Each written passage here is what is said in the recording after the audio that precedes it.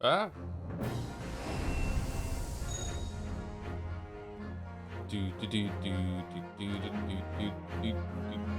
Such a pleasant title screen, isn't it? I don't know if it's like the colors or the composition. I don't know what it is. It's a very pleasant title screen. Keep reading it as the Game Awards. Yeah, I see where it's come from for sure. Okay, I'm a Persona 3 hater, but the title screen is better than this. Come on. I can't remember the Persona 3 title screen. We should do a big retrospective of all the title screens that we've seen on the stream and see which one's the best. Will Pathology 2 start on Tuesday, 2 weeks from now? Probably, yeah. I don't think we're going to start Pathology 2 right away. I think I'd rather take like a week between them.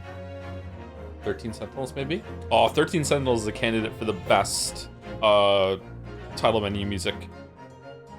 Maybe ever. Brat Overload is just a fucking great song. Holy shit. Baldur's Gate 3 screen, probably the best. Really? That one's pretty good. But the best? Oh, you're talking about the music? Civ has great title screens, IMO. Let's not forget Morrowind and Oblivion, etc. Skyrim's is a little uninspired, actually. I think Baba Yato is probably up there with one of the best title menu music as well. Top 5, I think. Joe, I'm naming my Persona 3 playlist with Suns Up and Metaphor playlist with Hama Miss, Get Fucked Joe. That tracks. That's good. How's the sound? Is it okay? Elden Ring was 10 out of 10 the first time I opened the game, so much hype. Yes, the music in Elden Ring's menu is really, really good. That's a more simplistic take. That's just having the title there, minimalistic. Just having the title there, and that's it. It's like it's okay, it's functional, but I don't think it's ever going to be the best. Like, this actually has something going on in the background. Like, just the way it's framed, it's really, really good. It's also just like a part of the game, though. So I don't know. Maybe it looks nice right now. Sounds good. All right, it's good. Best Souls boss music? I don't know. I have a lot of trouble remembering a lot of the Souls music for some reason. Sometimes I've listened to it on my own and like, oh yeah, that's good. But when you're in the moment, you're usually too busy fighting for your life. I'm probably gonna give it to Maria, but I'd have to go back and listen to them all again and see. Yeah. I think the most memorable music, when I think of music from the Souls games, the most memorable part for me was fighting Soul of Cinder when you get into the phase change. That was just like, that hit real hard. I was like, holy shit. That is probably the most memorable of all of the Dark Souls music. Why is Pathologic moved up? Pathologic has moved up because on Saturday, Mouse and I are doing a co-op stream. So that's why it's moved up to Friday. So there is no stream for just with me on Saturday. I believe we're starting around the same time. We're going to be playing like games like Peak. Pling Pling Plong from the Dark Souls 1 final boss? What? I mean, I feel like maybe I'm picking up what you're putting down. I'm not sure. Finn, my oldest child, is ripping through the back half of Dark Souls 1, by the way. He's already a bed of chaos. He got to 4 kings and he can't beat them. He beat Fire Sage a couple tries, Centipede in a couple tries, and then I said to him, oh, if you beat Fire Sage, you're ready to go beat Stray Demon. Then he said, I've already beat Stray Demon. I'm like, what? I was like, yeah, he was really easy. I'm like, really? And he's like, yeah, how many tries did it take? He's like, only a couple. I'm like, really? How did you deal with him? He's like, oh, I just went behind him, and then when he did his explosion, I just ran away. I'm like, yeah, that's the strat. I'm surprised that he's so good. Didn't he already get super far into a while ago? Yes, he played Dark Souls all the way up to the back half when he was 7 or 8. I can't remember. I think it was when he was 7. And he beat ONS and then he stopped playing it, as is tradition. Yeah, so now he's finished it completely, and yeah, he's pretty good. He doesn't know what he's in for a bit of chaos. Will you recommend him for playing Dark Souls 2 or to go to Dark Souls 3 afterwards? Sometimes when they beat a hard game, they get a present. It's kind of the lure that I use to get them to keep at it, so they persevere. And the present for being Dark Souls 1 is that he gets to play Dark Souls 2.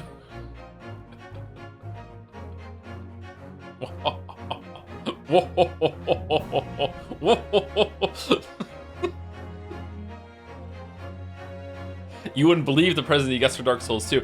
Here's the thing, though. Maybe I have to replay the games and see, because he's fine with Dark Souls 1. I can't remember. I don't think there's anything fucked up in Dark Souls 2, But Dark Souls 3 is when it started getting into the Bloodborne area, and like I'm not letting him play Bloodborne at 10 years old, almost 11. No fucking way. I'm also not letting him play Sekiro. I'm not letting him play maybe Lies of P. He already saw some of the bosses from Lies of P and he was fine with it, so maybe that's okay. Elden Ring, I don't know. Is there anything fucked up in Elden Ring? Why not Sekiro? There is so much blood in Sekiro. Like, you will execute people and the blood will spray like Kill Bill Tarantino. Like, there's so much. Yes, your review. I draw up some of that stuff in the review. The grafted. You cleave people in half during the execution of Lies of P, but they're zombies. What's worse, violence or sex?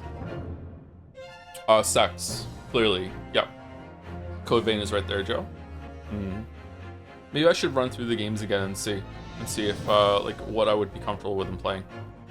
Have you ever found a consistent way of killing the grafted mini boss enemies in Elden Ring? The ones that flail a bunch? I'm scared of them. No, I never have. There must be a way to do it, or maybe not. I don't know. The very first boss in Elden Ring, I can't kill that. Normally, I can kill the boss. Like I can kill a silent demon with my bare hands. Like that's not really that much of an achievement now. It was when it first came out, but like killing a silent demon before you get a weapon is like, you know, just an exercise in patience. Yeah, the optional bosses, like I can kill Jinichiro at the beginning of Sekiro without dying. I've done that twice. I don't think I could do it now, but I can do it twice. I did it twice in the past. Stuff like that. Usually I can kill the like the werewolf at the beginning of Bloodborne. Like yeah, I'm capable of killing these things, but I can't kill the first boss in Elden Ring. I can't do it. He just too much damage all at once, too much flailing. Man, I hate Dark Souls discourse now. I hate that fandom has just poisoned all discussion about that game. Fuck, that sucks. Joe, are you and us starting a new VN or another game? On Saturday? No, on Saturday we're just playing some fun co-op games. Stuff like Peak. But we will be starting reading Remember 11 at some point in the future. I think after Walrus and I go through Road to Empress, is that what it's called? Then we're gonna, there'll be like a short break, and then Mouse and I will start reading Remember 11, which is an Uchikoshi thing, isn't it? Before Zero Escape, there was Remember 11. What do you think about the Soul Level 1 runs for different FromSoft games? I would very much like to do them at some point. I've always wanted to challenge myself to do level 1 runs in all those games. I think I got fairway through one at some point, like a level 1 run in a bunch of those games, and also a no death run in a bunch of those games. I've heard, and this really surprises me, I've heard that the hardest one to beat without leveling up is actually Bloodborne. Apparently, because you think Bloodborne shouldn't be that level dependent, but apparently it is. Apparently Bloodborne is unbelievably difficult to do compared to the other ones. Bloodborne is also probably my least favorite now because the frame rate. But once I acclimated to it, maybe I'd be like, okay, yeah, I'm used to it now. It can be one of my favorites again. Dark Souls 2 is now the worst one. The frame rate isn't even that bad. Any plans to stream Neo 2? The third one is fun, but the second one is more feature complete in some ways, and it feels absolutely amazing to play gameplay wise. The first one doesn't even come close. I would like to stream it. I don't know when. I've got a hankering for Souls, like, yeah. Wouldn't Dark Souls 1 be very easy because of Pyromancy? Well, Dark Souls 1 is easy no matter what level you are with Pyromancy. So I think I would probably not use Pyromancy. I would still have other limitations. Like, I'm not gonna just like cheese it with magic and stuff like that. You don't need to be level 1 to have an easy time with Pyromancy in Dark Souls 1. Yeah. Thank you, Park here in Honda, for the 60 months. Thank you very much. And also, as always, for all the beautiful renditions of our chants. Thank you, Kip S, for the 33 months, for those who sub after. Thank you, Katsi, like Nietzsche, but Katchi. I don't know how to say that for 60 months. Every single time, that's what I say. Really looking forward to these streams. I'm looking forward to getting back into it now, too. Oh, it's 15 minutes already. Sorry, I thought we were only hitting the 10-minute mark, not 15-minute mark. I'm 5 minutes over. Shit, my bad. What Dark Souls boss did you get in the most of the zone for? I nearly perfected Midir, and he seems weirdly fun for me. Which one's Midir again? Midir is the dread. Oh, yes, that is a big one for me too. I think that the Souls boss that I've gotten the most like at perfecting is probably Bale. I got Bale down, man. I almost killed Bale really, really early on, and then I had to fuck off when I got mad at some of the fire hitbox shenanigans. But I got Bale like real down. I think I no-hit Bale. Or one-hit Bale? I got really close to no-hitting Bale. I can't remember if I did it or not. I think I did do it. Did I no-hit Bale? At the very least, I one-hit Bale. I got hit once, and that was it. Yeah. Bale was fun. I really like Bale a lot. Mesmer was fun as well, but I feel like some of the snake moves, I didn't hit them down. How do you do damage if you don't hit Bale? Aura. Thank you, Edicus, for the 1882 months with Hey Joe, happy to be here. Me too. I'm feeling a little sick because I accidentally went 24 hours without eating again, which is, I think, the 4th day in a row that I've done that. Whoops. So I just ate before stream. I also had to, like, run out because I ran out of pills for the dog, so I had to run out to the vet. I had to go grocery shopping early in the morning, too, and I also lost track of time playing Slay the Spire 2 this morning. Because I got mad. So I was a little behind schedule, which hasn't happened in a long time, actually, that I've lost myself to a game. Usually I don't have time to play games lately off stream, so yeah. I beat Ascension 9. So that's my new achievement. And the game is not fun anymore. So you mean you went 96 hours without food? No, what I mean is that for 4 days in a row, I ate once, and then I didn't eat for 24 hours, and then I ate once, and then I didn't eat for 24 hours, and then I ate once, and I didn't eat for 24 hours. That just kept happening. Yeah. With Necro, yeah, with Necrobinder, yeah. Is Necrobinder considered to be the most overpowered class right now, or no? No, it's silent, is it? Easily silent, really? Oh shit. Why is silent so strong? Is it because of Sly? What's the issue with Ascension 9? Let me continue saying thank you to subs, and then I'll talk about Slay the Spire 2 for just like a couple minutes, and then we'll go. Thank you, Force Field Down, for the 46 months. This game has really hyped me up for Danganronpa 2X2 coming out this year. Yeah, I was thinking that earlier too, actually. I feel like I just like Mystery Slop. Mystery Slop is really great. Like, I haven't watched police procedurals for years, but I used to like them too.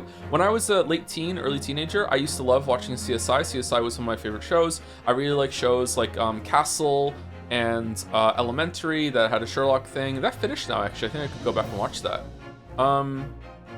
I just like Mystery Slop. I just really enjoy it. Like, just you know, the routine of it, like the procedural, the policeness of it. Yeah, I just really enjoy it.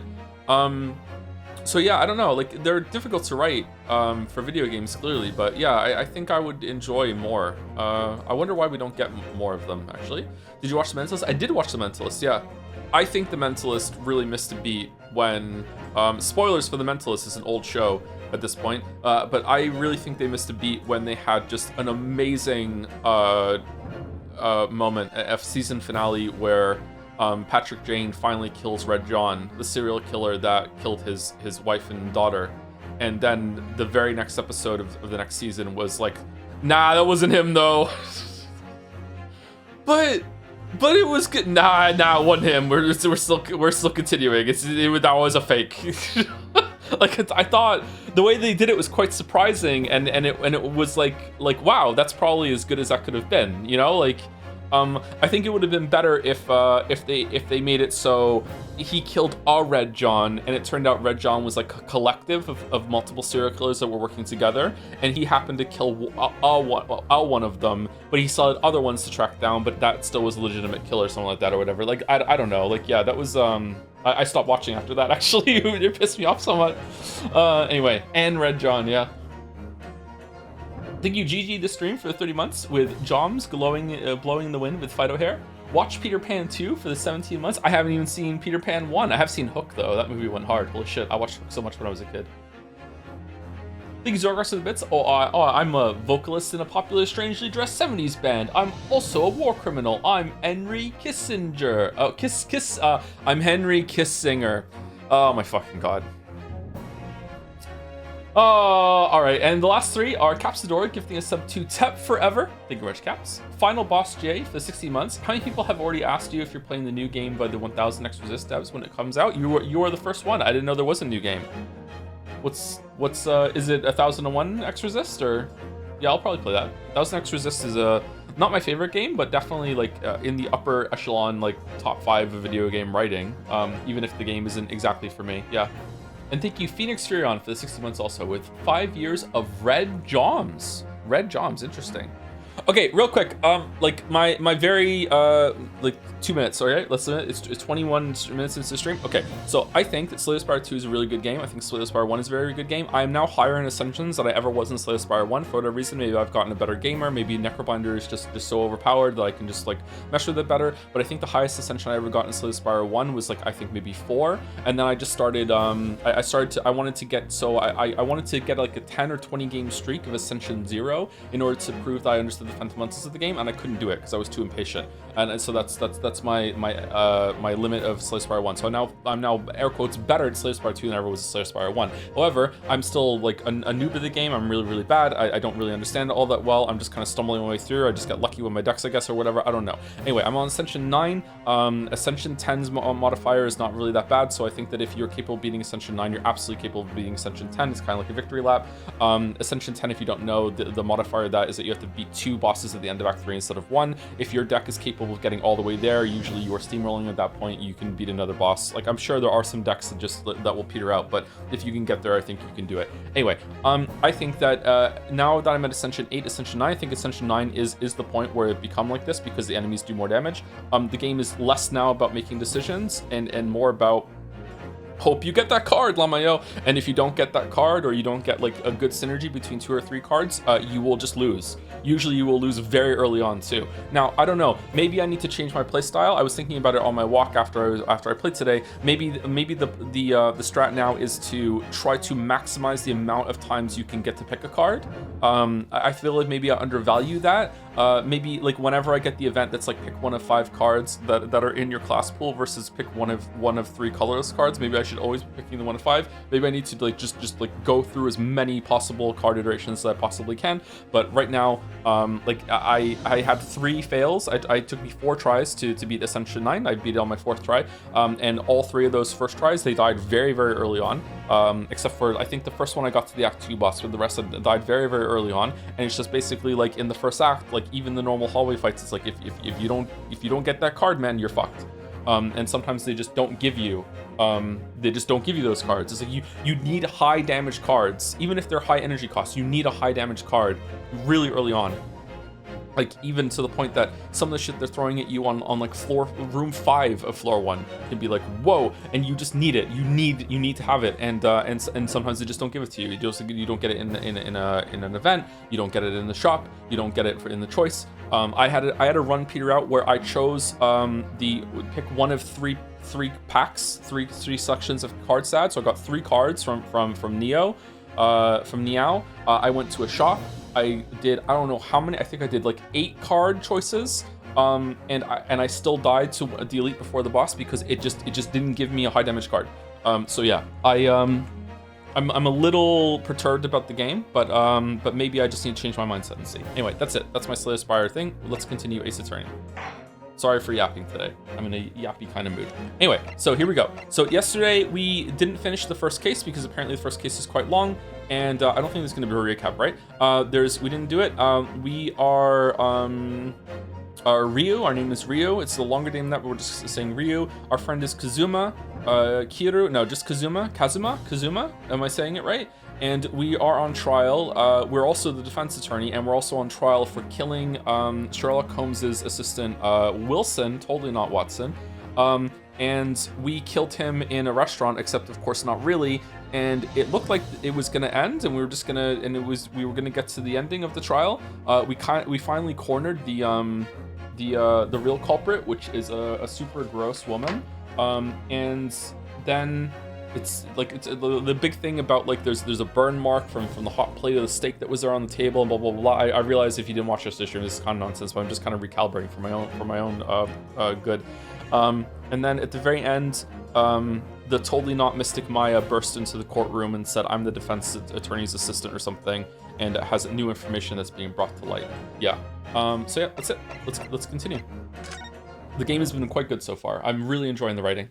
It's better than Ace Attorney's first case. You can call me Joe, sure. Yep. You can call me Susan if it makes you happy. Did you do the daily run today? In Slay the Spire 2? No, I don't usually do the dailies. I went for my daily walk, though. I should start going for a daily run. I used to run. I was in the cross country team when I was a teenager, kid. I don't know. It's all kind of blurry. I'm not very athletic. Although I'm pretty good at the resistance training. I'm also not really that flexible, but what I do have is endurance. Like I for whatever reason, I'm just built to just keep going, man. Just energize your bunny. Anyway, Judge, well, I understand you are the judicial assistant to the defense, but why this sudden ingress into my courtroom? I'm not doing most of the voices, okay? Because my throat is already kind of hurting from yesterday. So I'll do the judge's voice though, because it's not strenuous for me, I don't think. A judicial assistant. Why is that word so hard for me to say? And a woman, no less. The rules state that females are not permitted into the court of law other than to testify. Females? Yes, I fully understand. I ask only for 5 minutes of time. I have some vital evidence that I must hand over to the defense. You're too late, little girl. This trial has already been concluded. Oh, okay, so chat lied? 5 minutes. I will not allow a moment more. Face judge. But your excellency. I am most grateful. I really like her hair.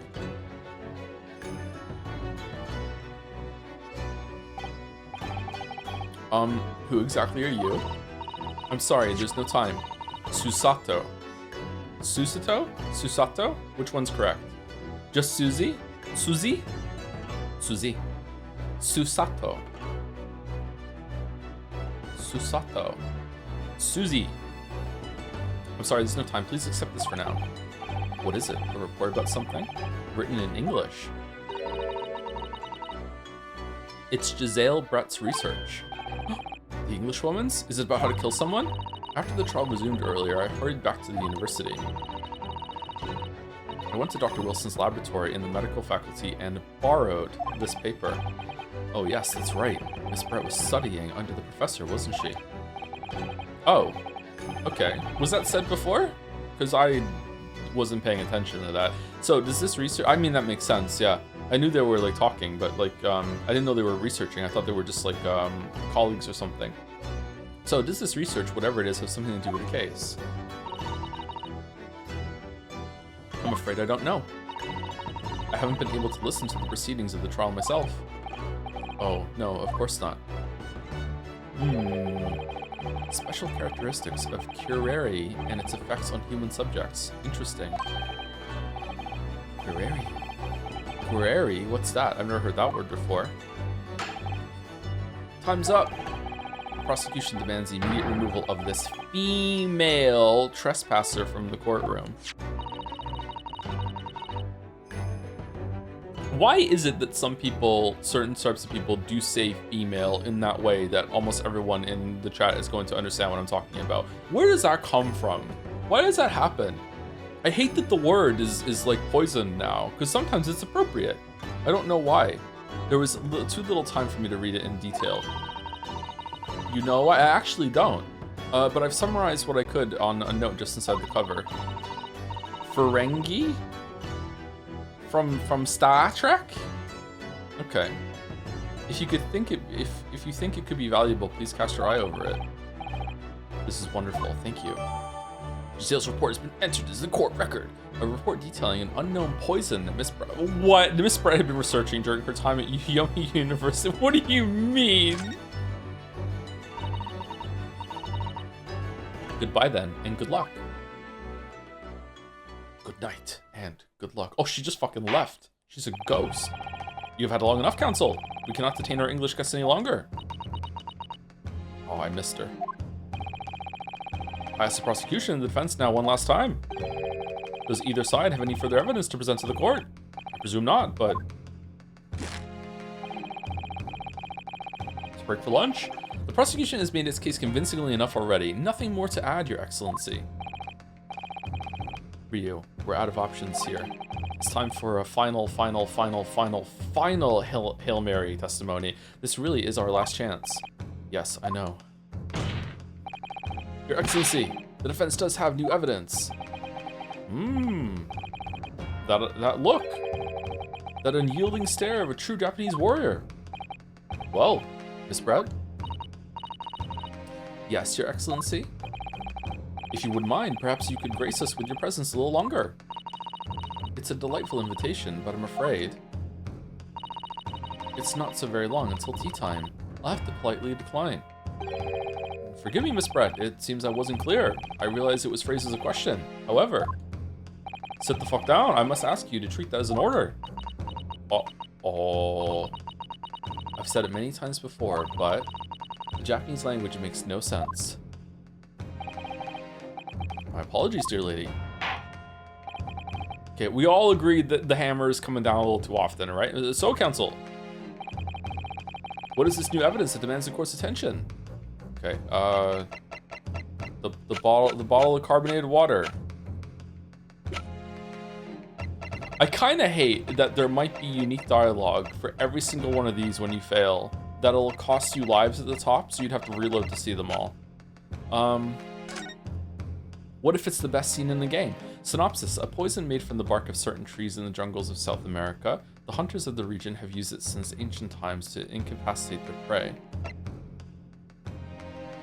Special characteristics: affects instant paralysis of the entire body and subsequent death, even in minute doses. Route of entry: the above-mentioned effects occur when the poison enters the body through a wound, such as that inflicted by a blowpipe dart. Due to its ability to render the human body paralytic, it's believed that the toxin could have application as an anesthetic. However, a solution for the respiratory arrest caused as a result of the full body paralysis must be found first, or patients would die of suffocation. Huh. Yes! Mr. Zilbrat, we understand you were studying under Dr. Wilson at the Yume University doing research. Seriously, what is on his hand? Is that a brace or something? Because I don't think it's on his other hand. Only his left hand has that. Every single item you can examine has unique dialogue when you examine it too, even if you never actually need to examine that particular evidence. Sorry to inform you of this. Yeah, I think we're... Oh, shit! We're going to be skipping some of that, but... Excuse me? Hold on. When I mouse wheeled over to see the chat message, it moved it up. Mr. Gilbert, we understand you were studying under Dr. Wilson at Yume University doing research. Research by sheer coincidence, perhaps, into a deadly poison. The poison for Cusco. Cusco is poison. That poison? What? Poison? Where are you going with this, counsel? A toxin known as Cure, Your Excellency. Even the slightest amount of deadly poison entering the body leads to instant death. Okay, so it can't be that the detective, the inspector, is poisoned then, because he would be dead. Objection! What? What complete utter nonsense? Cure, you say? I've never even heard of it. You wouldn't have done. What do you mean? I mean that you wouldn't have heard of Cure before for one very simple reason. It doesn't exist in our country. It doesn't exist? Superior English poison, okay. Correct, which means no matter what tests the police can do for toxins, they'd never identify Cure. Why? Because there is no test available here that can identify the presence of this highly deadly poison. What?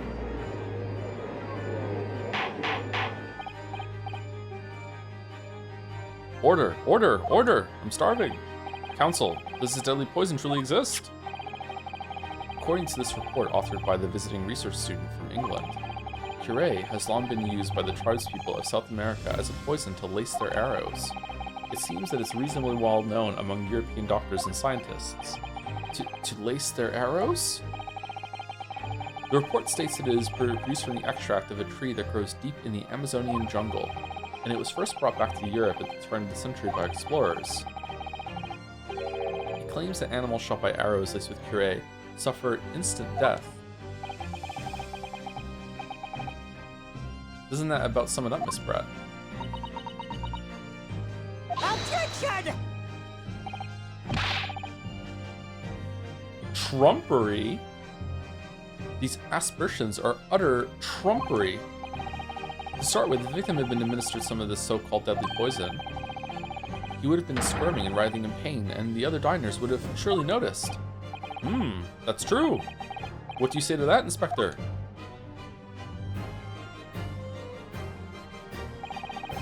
Obviously, I would have noticed a disturbance like that.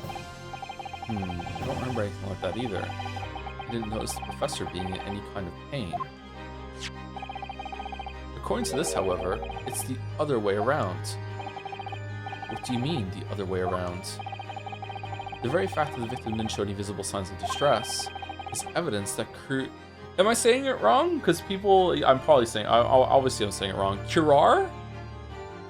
Cure is probably better. I don't know where cure is coming from. I'm just assuming that the R is silent at the end, I'm guessing. Let's just keep saying cure was used. Explain yourself, Counsel. I would like to not stream anymore, and I'm going to stop streaming via issuing a kill order from the mods. Whenever I get pronunciation backseat that isn't explicitly asked for, can you just ban them on the spot? I think that will probably be the last stream that we ever do, because there won't be anyone left after that. Everyone just banned. If I ask for it, that's fine, but if it's unasked for, like, it's so annoying. Rest in peace, AI now. The moment this toxin enters a person's system, it causes instant paralysis. In other words, Sumari, afflicted victims lose all strength and are completely unable to move. Even if they were in total agony, there would be no visible signs of pain at all. Terrible. Obviously, if man lost all strength in his muscles, he'd collapse on the floor. But with a chair under him for support, as Dr. Wilson did, the effects could go largely unnoticed. But I don't follow, Kazuma. That's just paralysis. I thought the poison caused instant death. The full explanation is extremely unpleasant. The poison causes immediate paralysis, as I said, leaving the victim unable to move. But after a short time, the paralysis is so severe it causes the muscles that control respiration to fail. Respiration? Okay, this doesn't really sound like instant death to me. This sounds like you suffocate. In other words, Sumari, the actual cause of death is suffocation. And all the while, the victim is conscious and aware. Just unable to move. That's hideous. To the observer, it would look almost like the victim was slipping peacefully into an endless sleep. But for the victim himself, his final moments would be a living hell. That is the true nature of this deadly Curar poison. Cuirass poison. Cuirass causes suffocation. And you're suggesting that this bottle, Counsel, actually contains this terrifying poison? Objection! This is all very convenient, isn't it? A hitherto unknown poison for which there's no means of testing? What a happy tale for the defense. If I may. All these facts. You think you're so clever, but you must be taught so... It is you who must be taught. Of course. Dear lady, mommy. So, this is how you Japanese behave, is it? What? You steal another's honest hard work and then announce the results as if you discovered them. I'm appalled. Really? This coming from a Brit? Really? Really? Really now? What a loathsome act. Well, Miss Brett, the feeling is mutual. Whatever do you mean? Capitalizing on the unfortunate circumstances of an innocent man to frame him for a heinous crime? That really is a loathsome act. Wouldn't you agree? Objection! Enough of this. I, for one, refuse to accept it. The idea of some poison that doesn't even exist in the great empire of Japan is breaking the rules. What's so funny? Oh, excuse me, Your Excellency. Yes, Miss Brett? May I borrow that bottle for a moment, please? Well, yes, I don't see, why not? Glug, glug, glug.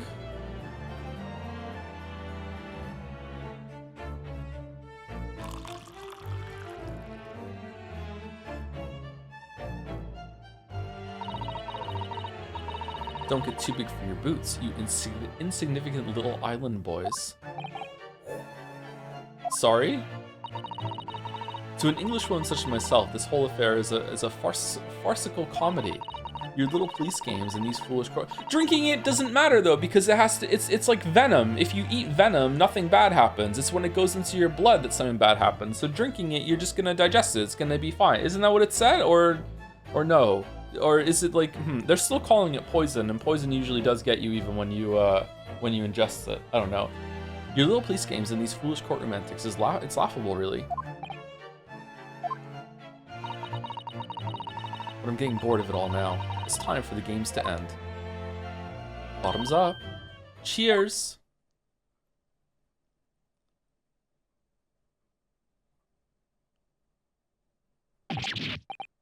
Wait, what are you doing? What did you think she was gonna do? What? I hope she's not the killer, so she can be in other cases after this. Oh, maybe she is the killer, but she gets like extradited or whatever, because it's like no, you can't keep her there. She has to go back to English prison, and then when she gets back, they'll whoopsie doopsie, just you can just walk out. It's fine. No sparkle left at all. How appropriate for this shabby affair.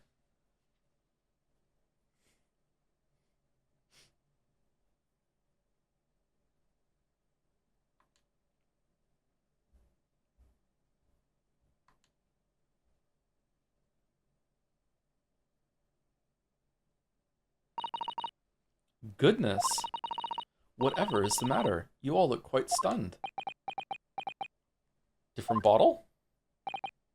So, no cuirass. The bottle was clean. Is that what you're saying? You look quite incredulous, little boy, but of course. That's the simple truth. I hope you don't have an ulcer. Thank you for presenting the findings of our research so concisely here in this grand venue. Most kind. Grr. Thank you, waiter. Now then, Your Excellency. Yes, Miss Brett? I should like to be excused now, please. I think I've given more than enough of my time for the furtherance of friendship between our countries. Yes, dear lady. We are most gratified with all the assistance you have given. This doesn't make sense. There had to have been poison in that bottle. So how did she swallow a whole glass and live to tell the tale? Don't understand it. Well, I suppose if nothing else, this little Far Eastern charade, he gets me, will make for interesting conversation in the next party I attend in London. There has to have been poison in that bottle, wasn't there? But there can't have been, because otherwise she would have keeled over dead. Come on, Ryu. We have all the clues now. You have all the pieces. That bottle of water contains poison. What? Okay, hold on. Yeah, enters the body through a wound. Yeah, that's why. How did it get into him then? Just a quick stab with a needle, and then the gunshot was fake afterwards to frame Ryu? It couldn't have been when he went to the dentist, right? Because it said something about anesthetic, because it would he wouldn't be able to walk here afterwards, so it's not that. Oh, excuse me.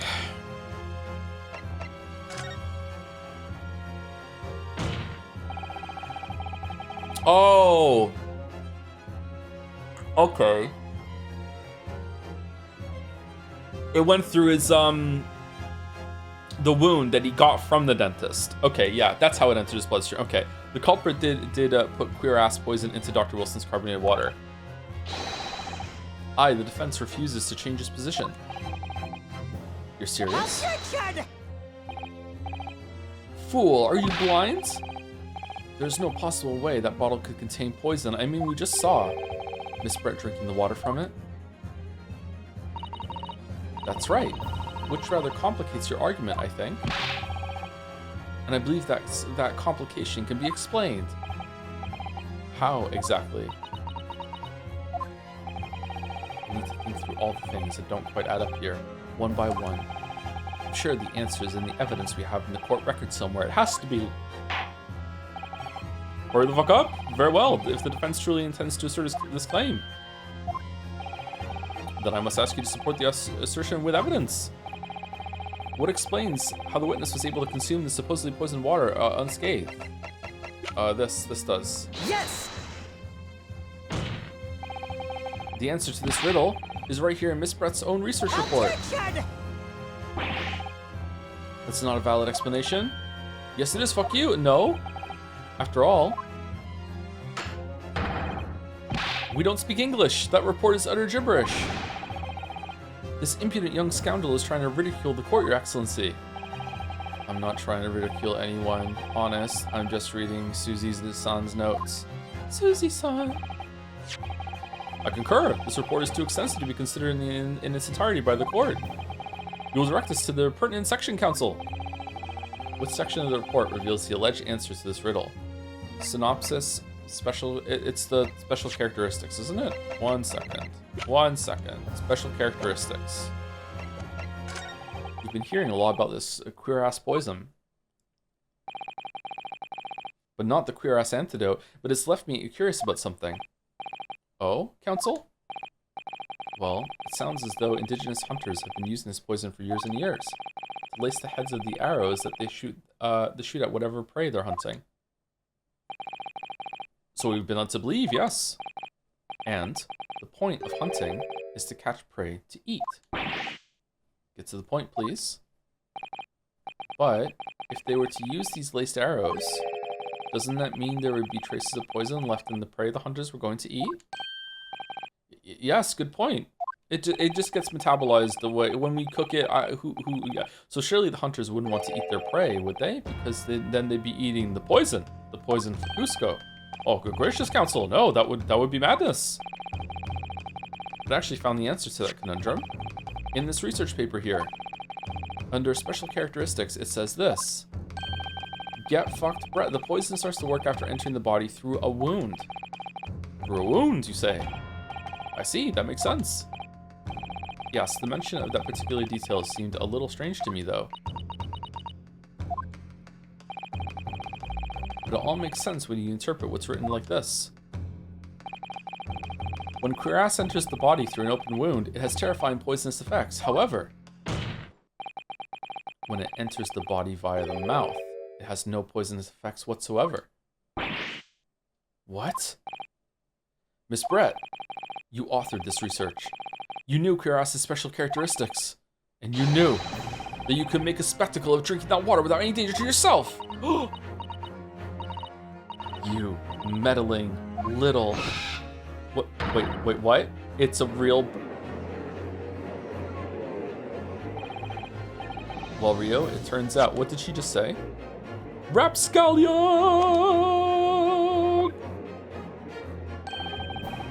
You're an even better lawyer than I thought you'd be. Ooh, really? Me? A lawyer? Objection!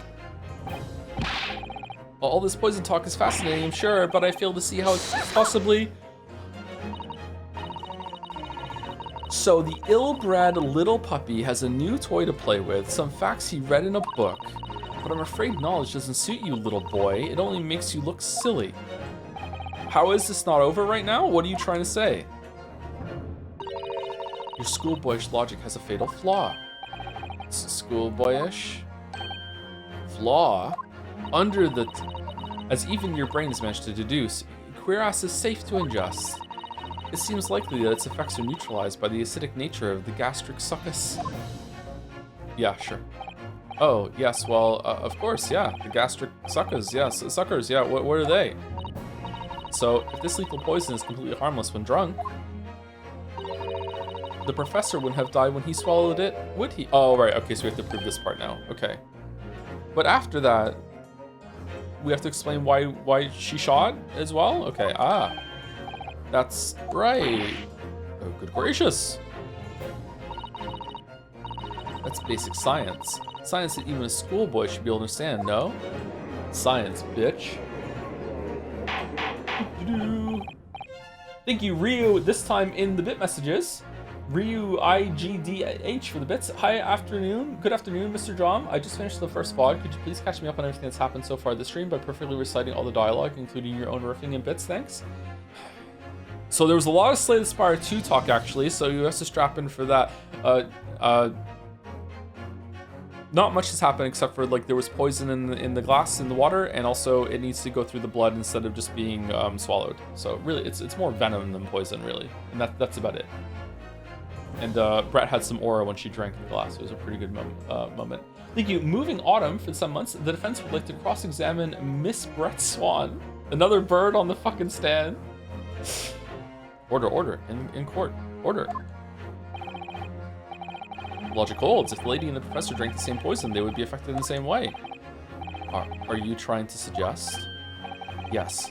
This queer-ass poison is completely irrelevant to the case on trial. That's right. Surely even a little cockroach like you could understand something as simple as that. What are we doing? What is this welling up inside me? Is being called a cockroach is awakening something? I've never felt like this before. I'm becoming a lawyer. Detroit? It's a sort of a conviction to break down all the discrepancies. It's so intense, almost rage-like. Devil trigger? And more than anything else, it's an animalistic desire to take down my prey. Objection! Oh.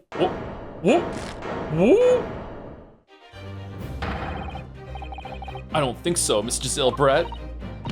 How dare you use that tone with me? You know very well that there is no fatal flaw here. You know exactly why, even though both you and the victim swallowed the same poison. You are alive, but Dr. Wilson is dead. It's true, yeah, it's true. Counsel, I'm sure I don't need to remind you. You must provide compelling evidence. As we now know that this poison is completely harmless when ingested.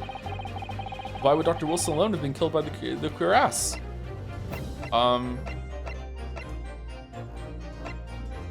This one.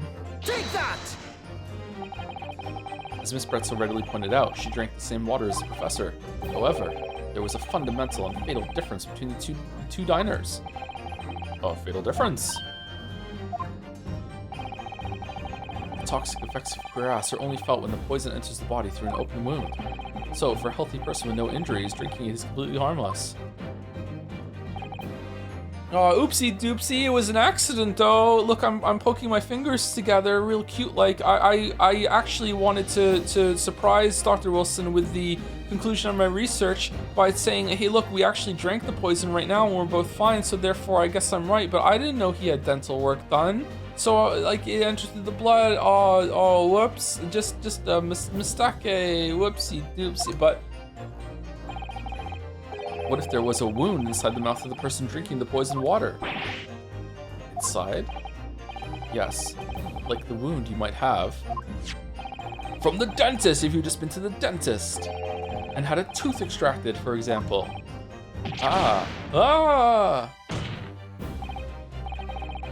Miss Brett, you've acknowledged many times in your testimony. Would that work? Sorry, hold on. I need to be clear about when I say sort of something like that. I'm willing to accept this for the sake of the story. Absolutely, it's fine. But like in real life, would it work? Because it's not that big of a wound and it's bleeding out. I don't think it would actually enter the bloodstream like that. Would it? I don't think it would. Why not? It's a wound. I don't think the circulatory system works that way, does it?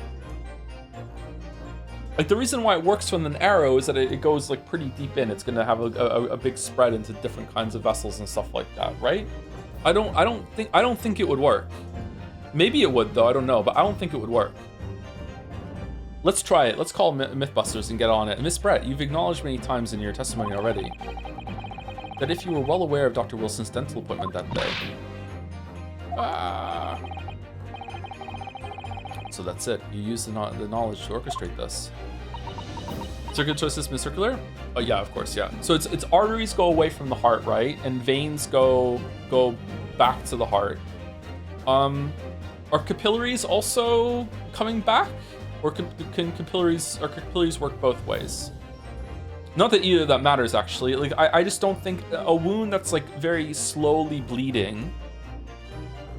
I guess I guess it depends on how deep it is. I've had 3 teeth removed. 2 when I was a teenager, like I spoke about briefly yesterday's stream. I had 2 wisdom teeth removed, and I had one of my back teeth removed when I was in my 20s because it got infected. All 3 times they bled quite a lot.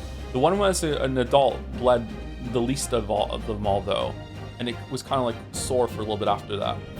Yeah, I'm willing to accept it for the story, but I do wonder, just as a scientific curiosity, I wonder if this would actually work. Oh, so I've come here to mention no ping for Discord. Yeah, I pinged Discord, didn't I? Yeah, 1:02 p.m. Yeah. Can we ban that chatter for being wrong about the ping? Sorry if it didn't go through for you. It was an at here instead of an at everyone. Maybe you just weren't on the server when it went through and you didn't see it.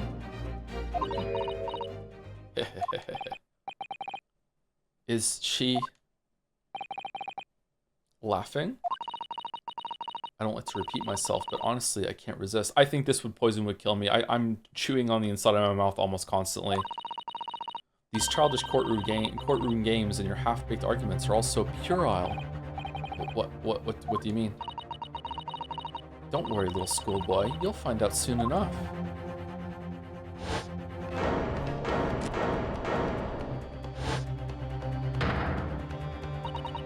You see, when you leave vital evidence lying around, you never know what might happen to it. No. I mean, it could just slip.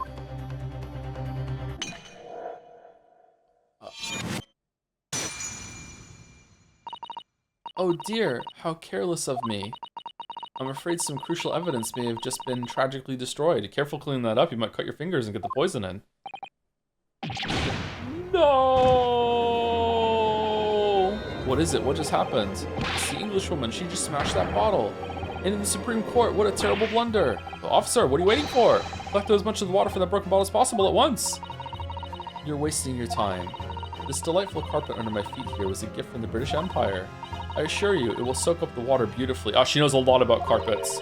You have neither the technology nor the presence of mind to recover it. How could you? You won't get away with this. I already have. You can thump the bench and shout as much as you like, little boy. But I'm afraid we'll never know now, will we? If there really was poison in the bottle or not. It looks like a lot of fun to be a hot, evil girl, huh? Holy crap, man. Thank you to Kaja Registar Tradora for the 15 months. The music in this game is amazing. Yeah, the music has been pretty good so far, yeah. Let us not forget. We still have some very compelling evidence left intact. Isn't that right, counsel for the prosecution? You can also be a hot evil man, just to have to be different about it. Yeah, I feel like it's less fun. I could try, maybe. Oh, of course, you're referring to this photographic print, I presume, dear lady. That's right, and really, looking at this photograph, it's as clear as day, isn't it? The poor professor was sitting with his back to me. So, of course, the only person who could have shot him from the front is the little schoolboy. Objection! How did that happen? No, you killed the victim that day, using cuirass!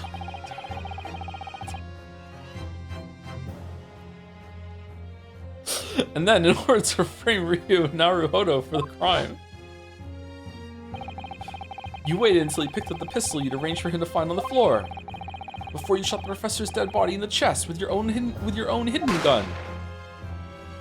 You killed him twice. Then, in the confusion that followed, all you had to do was turn the dead professor and his chair around. You see? You had every opportunity to commit this crime. What a wonderful imagination you have, young man. Okay, I hate to be this person. Would she be strong enough to move a whole entire person in a chair like that? Like, oh, if the chair can slide, maybe. I think I would have a lot of trouble doing that. That would be difficult. Especially without him, like, flopping over. It's not sexism! Anyone would have trouble doing that. But also, yeah, she's a woman, therefore weak. Yeah, absolutely, yeah. Now the chat said it. A hidden gun, you say? And when I shot the professor's dead body, did I? Well, I'm terribly sorry, but you don't have a shred of evidence. Exactly. And you have nothing to support your wild claims. The prosecution's stance remains unchanged. The victim, Dr. John H. Wilson, was killed by a gunshot to the chest. Delivered in cold blood by the accused, Ryo Naruhado.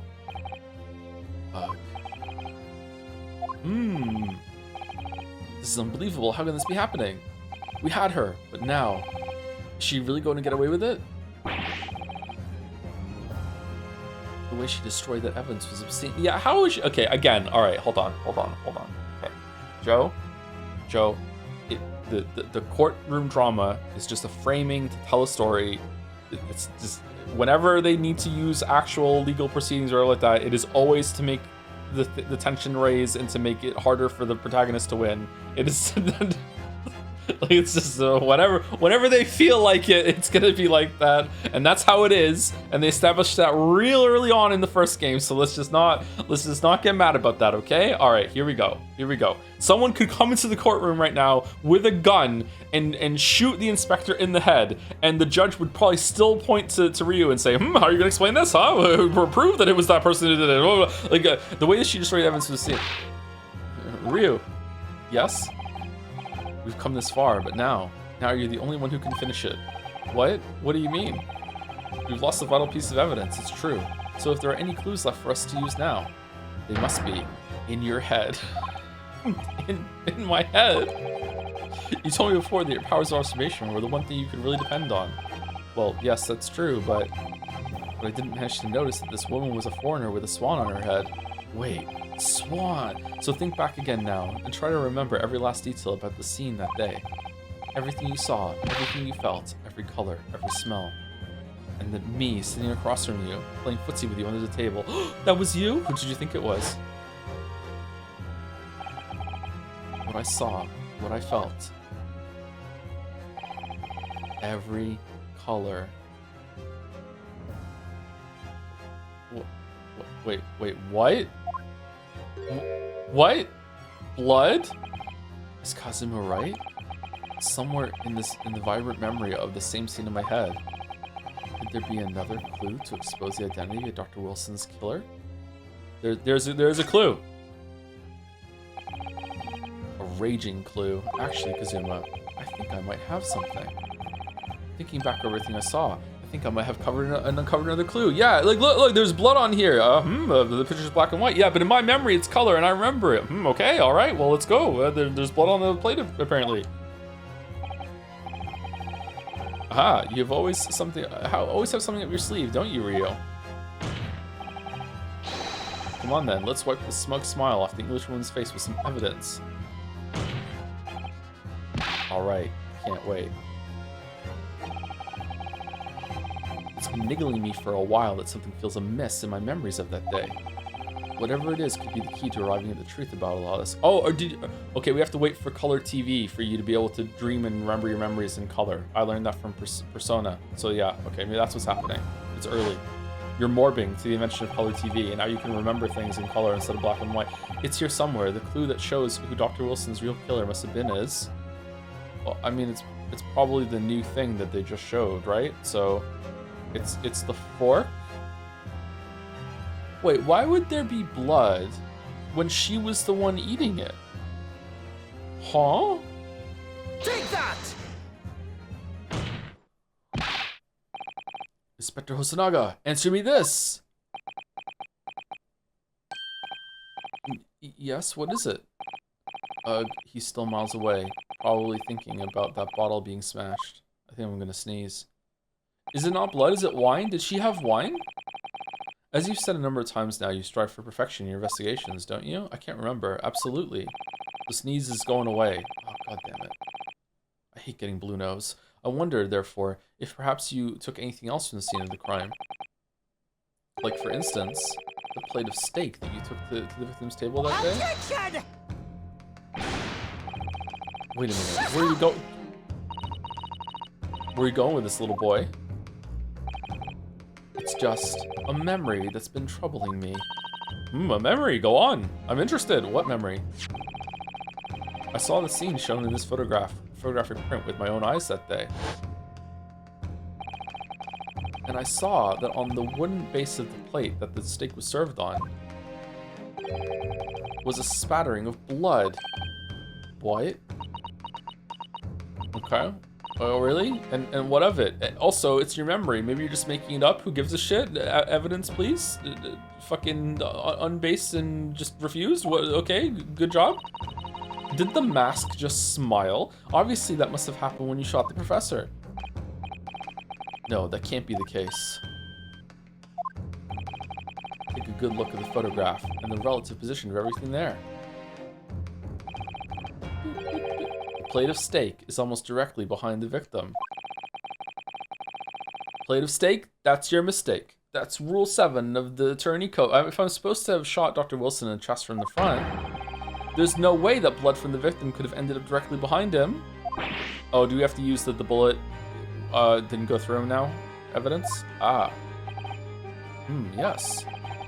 The blood to have made onto the plate. It implies the plate was between the victim and the shooter. That means the shooter must have been sitting opposite the professor as you were. Yeah, but like, you know, after he gets shot, maybe like with some like recoil, like his body twisted and a spray of blood went out behind him onto the plate, and then he slumped it. Like, I don't know. Giselle Brett. I beg your pardon. Objection! This is beyond ridiculous, fabricated nonsense. You know what? Ouchie's kind of got a point. Is the court seriously expected to believe something the accused has apparently just remembered seeing?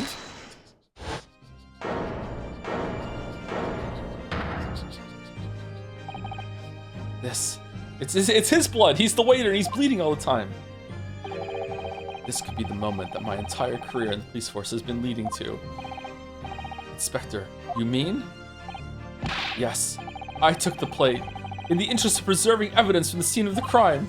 I took it, meat and all, and I don't care if they call me a crime scene thief because of it. I have it with me. Here is the plate. You did what? She just immediately grabs it, smashes it on the floor, says with the mouth, shoveling the steak into her mouth, no, you're fucking English carpet, fucking just absorbs plates, you can't get it back. Yeah, what's next? I took the steak what you had been eating, Miss Brett. I took the steak the sergeant had been eating. I do not want them on a boat within a moat. I do not want them, Sam. I did it all in the name of justice. Then we can find out for sure whether or not there's a blood stain on Miss Brett's plate. We must examine it now.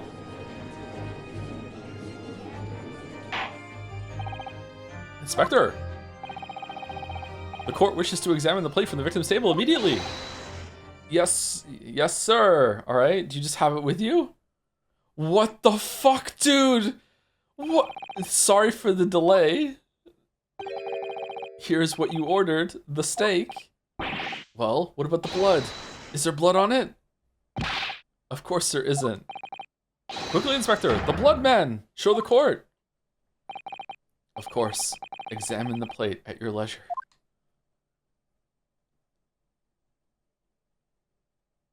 There's no blood. No blood. No blood anywhere. But no, that's impossible! I know I saw it. I'm sure of it. It was right there on the table behind the professor. There was blood on the side of the plate.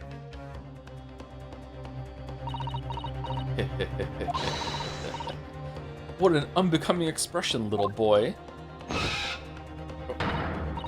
You see, this is why I always say you can't trust what the Japanese tell you.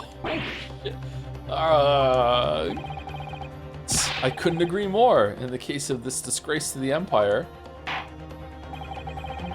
I believe we may finally have reached a conclusion in this trial for the 4th time. Let's hope so. This let's pretend attempt at courtroom proceedings is painful to watch, but I do promise to do my best to forget all about it when it's over. Ha! This sorry-looking steak reveals the facts all too clearly. If the sorry-looking accused wishes to examine it again, be my guest. Is it a different steak? Is it, what, did he have a steak after all and he just didn't eat it? You made a mistake? Oh yeah, I forgot to mention, he actually ordered it and then when it got here, he just snapped his finger and went, gosh darn, I'm not allowed to eat. I guess I'll just look at it and enjoy the smell. Like, what's going on? Is that why the fucking chair is conveniently hiding that there was not fucking bites taken out of it? Why didn't you bring out the other plate? You never asked. The meal Miss Brett ordered for lunch. It was removed from this victim's table after the incident. Was the plate I saw or thought I saw just a figment of my imagination? This is it now. I've lost. Ryunosuke. It's not over yet. Not until the final gavel is fucking... Never stop believing in yourself. Keep looking forward no matter what. How many pep talks can a man get? Believe in myself? Really? The strings, man. Holy shit. Maybe I should at least examine the evidence for myself. As the evidence requested by the defense had not been shown to be problematic in any way, I presume any further examination of evidence in this trial will be unnecessary. Does the defense have any objection? That bloodstain was going to clinch the trial for me. Can this plate of steak reveal any other clues at all? Nothing else. There's another. Hold on. Hold the phone. Okay, that is it. It's there. Someone rushed over and started eating the steak. It's clearly a different steak. Look at it. Oh, hold on. It is. It's so. There's so much more of it. The fork. Is the fork in a slightly different position? I don't know what it wants from me. Does it want yes as another clue? Or does it want no because this is the wrong plate? Whoa. This emblem on the side of the plate. Is it a cat? It's a cow, obviously. Most likely because the restaurant's signature dish is beef steak. It seems a lot of different restaurants have their own unique tableware. So this is a symbol of La Carnival, is it? What? Huh? What in the world is this? I think it's a Koban coin, and the hallmark is from the Hoea era, I believe. No, I don't mean what is it? I mean, what's it doing there? Wait, did you say it was a Hoea Koban? Yes, and apart from the meat juices, it looks to be in good condition. I imagine it's very valuable. This isn't the first time today that there's been talk of a Hoea Koban. I've heard of pearls before swine, but I never heard of a bullion bullion. I don't know how to say that, and I don't think you ever will again. That was a good line. This is extraordinary, though. This means...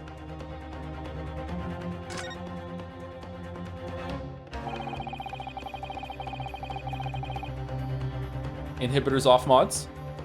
I certainly never expected to find a precious coin underneath this thick cut of meat. And it's from the Hoea era too. That would make it really quite valuable.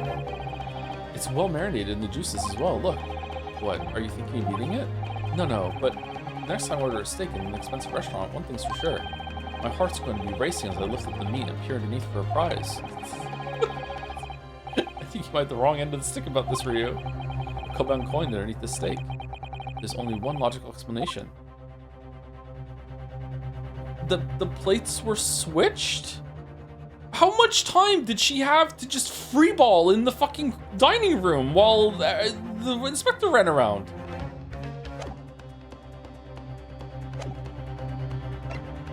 Yes. Your Excellency, please wait. The plate of beef is hiding another clue. Another clue that will reveal the shocking truth. The only thing that's shocking here is your unhealthy fascination with beefsteak. Your Excellency, I think I've made myself clear, haven't I? I will not be able to turn a blind eye to any more unnecessary procrastination in this trial. Well, I'm sorry, Miss Brett, but we must ensure a thorough examination of the evidence.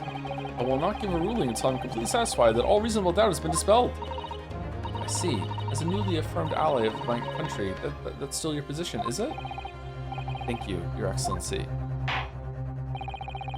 Counsel for the defense, you will now clearly show the court what you are alluding. Where precisely on this plate of beef steak is the new clue to be found? I mean, it's gotta be the coin, right? Why can't I see the coin? Right? Got it.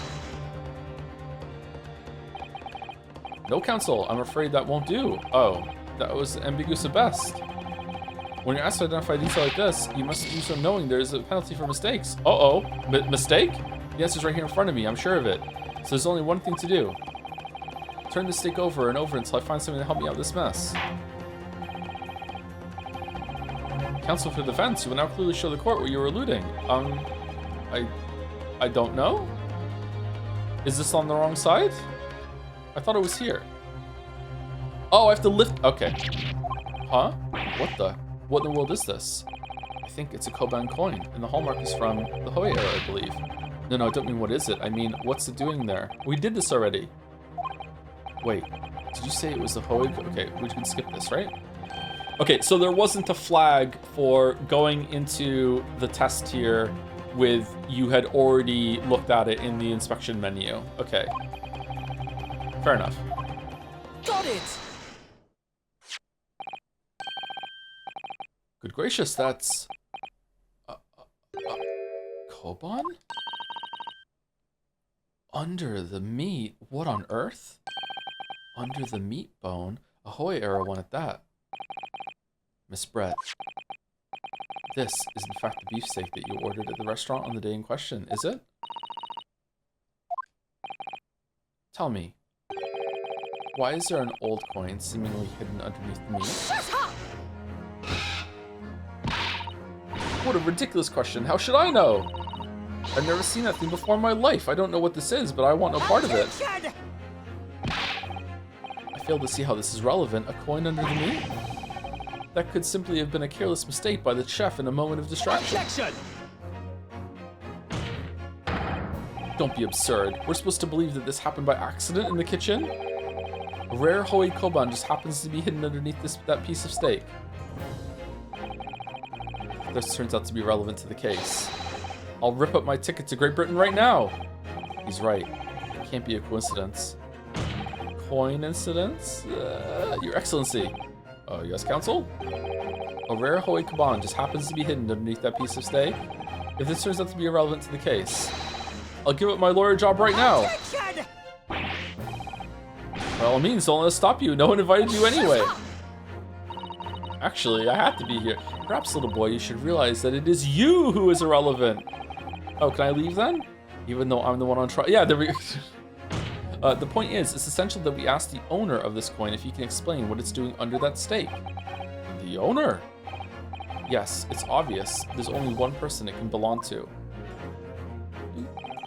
The owner of the Koban coin that was found underneath the beefsteak is... Ooh, excuse me. Take that! Obviously, it can only be the antiques dealer and owner, Rasutai Kiryo Korakuta-san.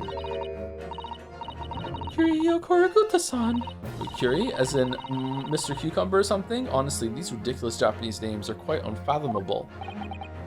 Ah, yes. The old man who testified earlier alongside the military sergeant, correct? Yes, Your Excellency. I remember him saying that he was up to something with his Koban coin when it happened. At exactly the moment the gun was fired. The gunshot interested me not. I was far too busy on the floor. Okay, how did the plates possibly get switched?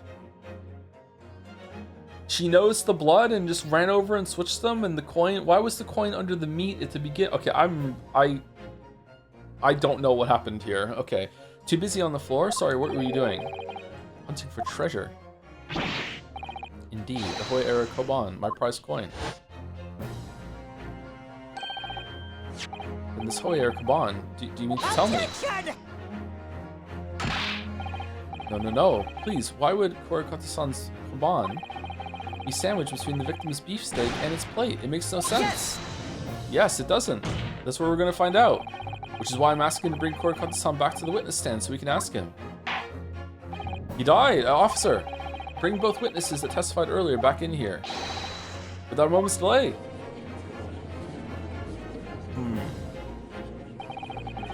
Can't believe we've come back around to that pair again.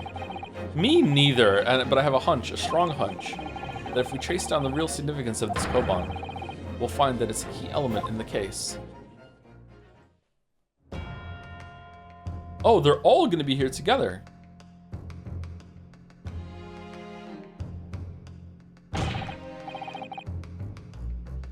What's this all about? Why have I been called up again? Don't you realize that it's dinner time for little baby Ido? When my son's belly is empty, he's fiercer than a pack of wolves. Exploited by the police we were, like miserable dogs forced to bear false witness. And when cast from this courtroom myself, I became a ruined man in a trice, a worthless, withered antique. Nothing more have I to say. The sun has set on this Rasutai shop owner's existence. Be that as it may, Korikata-san, something has come to light that requires your clarification. As far as your Rasutai memory serves, have you ever seen this Koban? Oh, in his foot? Yes, that's it. The very exact one that it is. The resplendent, splendiferous, cogniferous Hoei treasure that my rusty bones managed to misplace that fateful day. Can't be. As I thought. Young man, enlighten this decrepit old fool. Put me out of my misery. Where was my treasure? Where was it dropped? Oh, I'm not sure if it was dropped anywhere. Did the inspector just get the plates mixed up? We found your son. We found your coin sandwich between a beefsteak and its plate, soaking in the seasoned meat's juices. Okay, you didn't need to add that last part. It's a sandwich? Soaking? Seriously? Clearly, it couldn't have fallen there by accident, which means somebody must have hidden it there on purpose. Somebody concealed my Hoei treasure between a slab of meat and a metal plate? Who would do such a thing? Such an unconscionable thing. Unconscionable. Unconscionable? No, unconscionable. Right? Excuse me. Oh, excuse me. Could I say something? Yes, of course. Proceed, Inspector Hosonaga. I mentioned this earlier on in the trial, but I was working undercover in the restaurant in order to investigate another case. Ah, yes, that's right. The secret undercover operation. Sorry, I thought he was going to say he has plate pox and he can't tell plates of food apart from each other, therefore he might have got it mixed up. The Carnival is a high-class Western cuisine restaurant. It attracts wealthy diners, including many foreigners. Recently, there's been a run of similar executed thefts targeting the restaurant's rich clientele. A number of such incidents have been reported to the police bureau. Wicked crimes indeed. We wanted to nip the case in the bud quickly, dude, especially with so many foreigners being affected. So that's why you were sent in undercover, is it?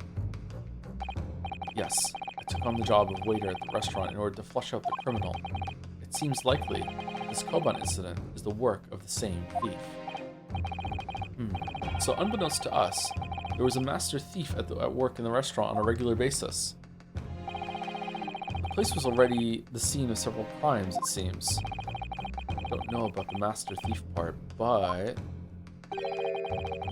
the identity of the person who stole and hid the Korikuda-san's Koban is all too clear. What? What? Is it? I think the court would like to hear the defense's view on this matter.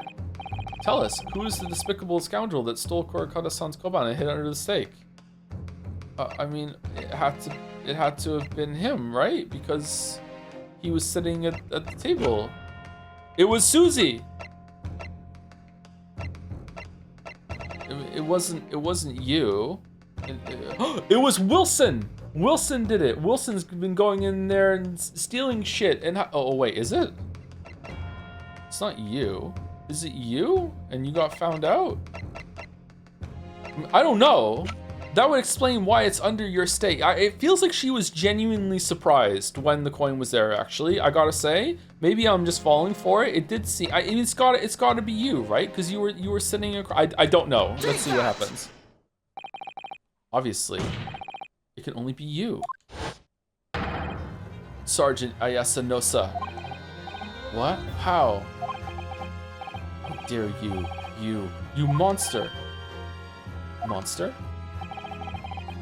I stole that koban, did I? I'm the master thief of the carnival, am I? You're seriously accusing me of these crimes, Cadet? No, the baby. It wasn't me. It was Ido. Ido is the mastermind behind all this.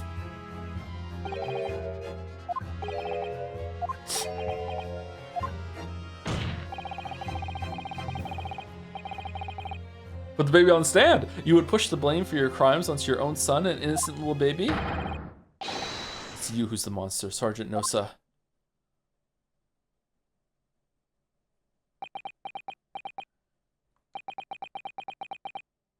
You... Oh.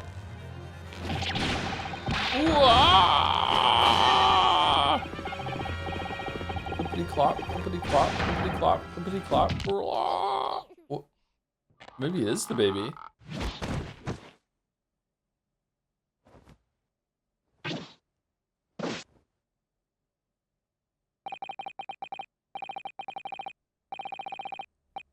Nippon Imperial Army, Sergeant Ayasa Nosa, preparing to stand down in Supreme Court, sir.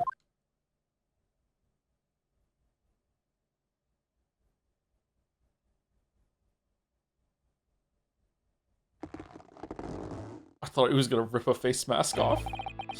Do any of you know of the extraordinarily low wages the Nippon Imperial Army pays to those it expects to keep our country safe? I understand that the temporary increase in taxation owing to the recently ended conflicts remains in place. And I've heard it's hard for lower-ranking soldiers to make a living, yes. All I want is to put a hot meal on the table for my son. That's why you were stealing things at the restaurant? The place is heaving with money. Every 3 days I'd go there and do reconnaissance for a target. Reconnaissance? And I'd enjoy chomping my way through a good steak at the same time. They're so expensive! That's where all your money's going! It sounds like he doesn't bother with a knife and fork even, which is worryingly believable. And your target that day was the old man and his koban? Yes, sir. He was an easy mark. I slipped the coin into my pocket without any trouble at all. A veritable phantom thief you are. I was all set to leave the steak I was halfway through devouring when it happened.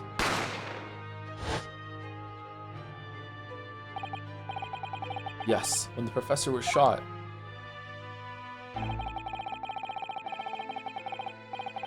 I knew that if the police conducted a search and found the coin in my pocket, I'd be finished. Ido too. Yeah, good thing you put it under the stake, you know, because they checked everywhere. They were so thorough. So I hid the incriminating evidence as fast as I could. On the double.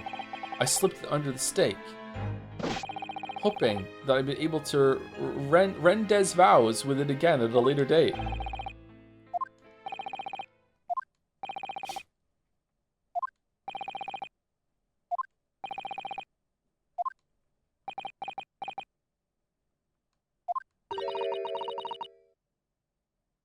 This is ridiculous.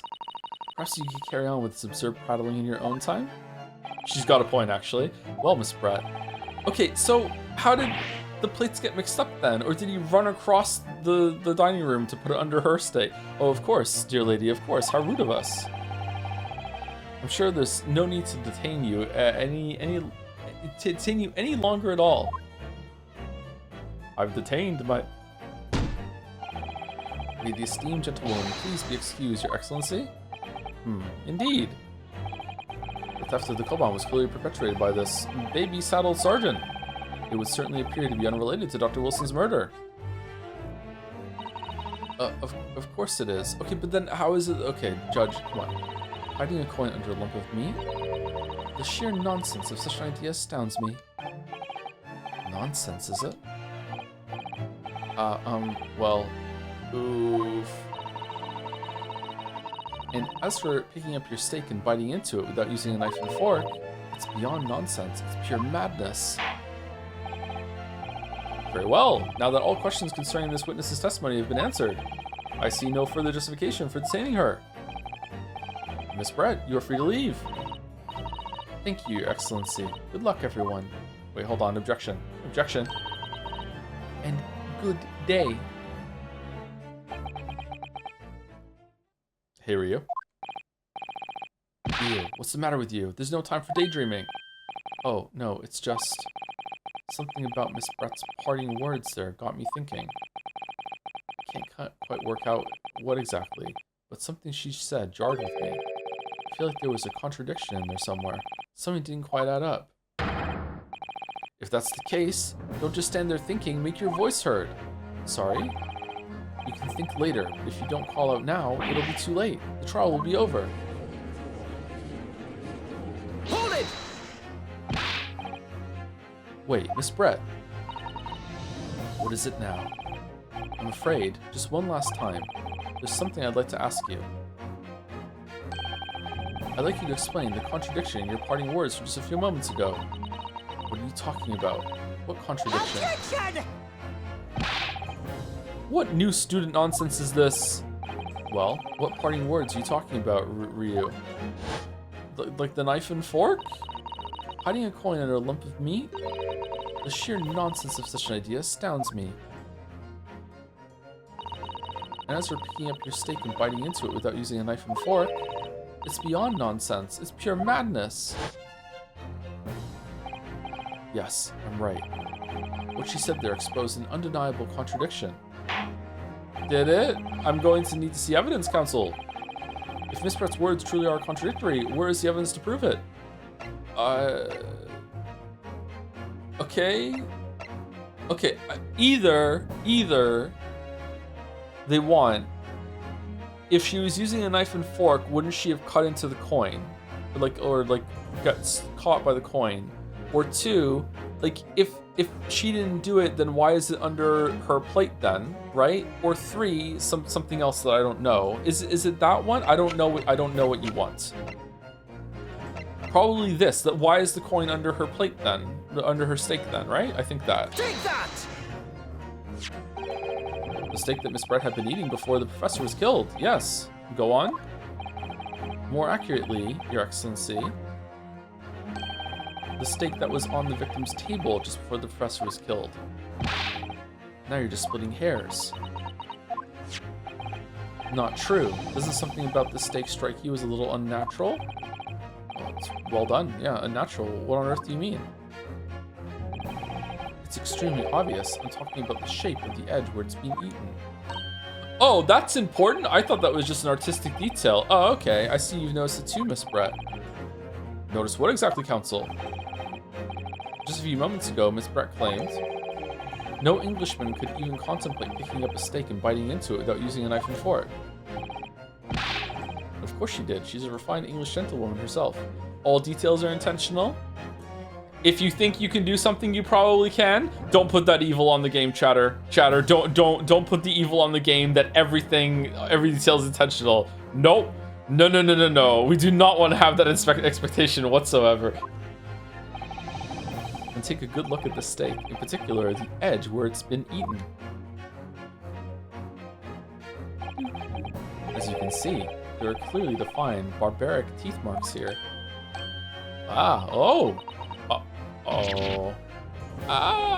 It looks like Miss Brett has realized something.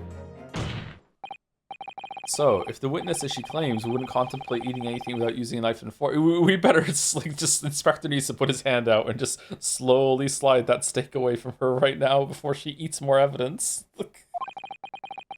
There shouldn't be teeth marks in the steak at all. But what is your actual point? Perhaps the delightful Miss Brett was ravenously hungry and shut up! I would never eat without a knife and fork.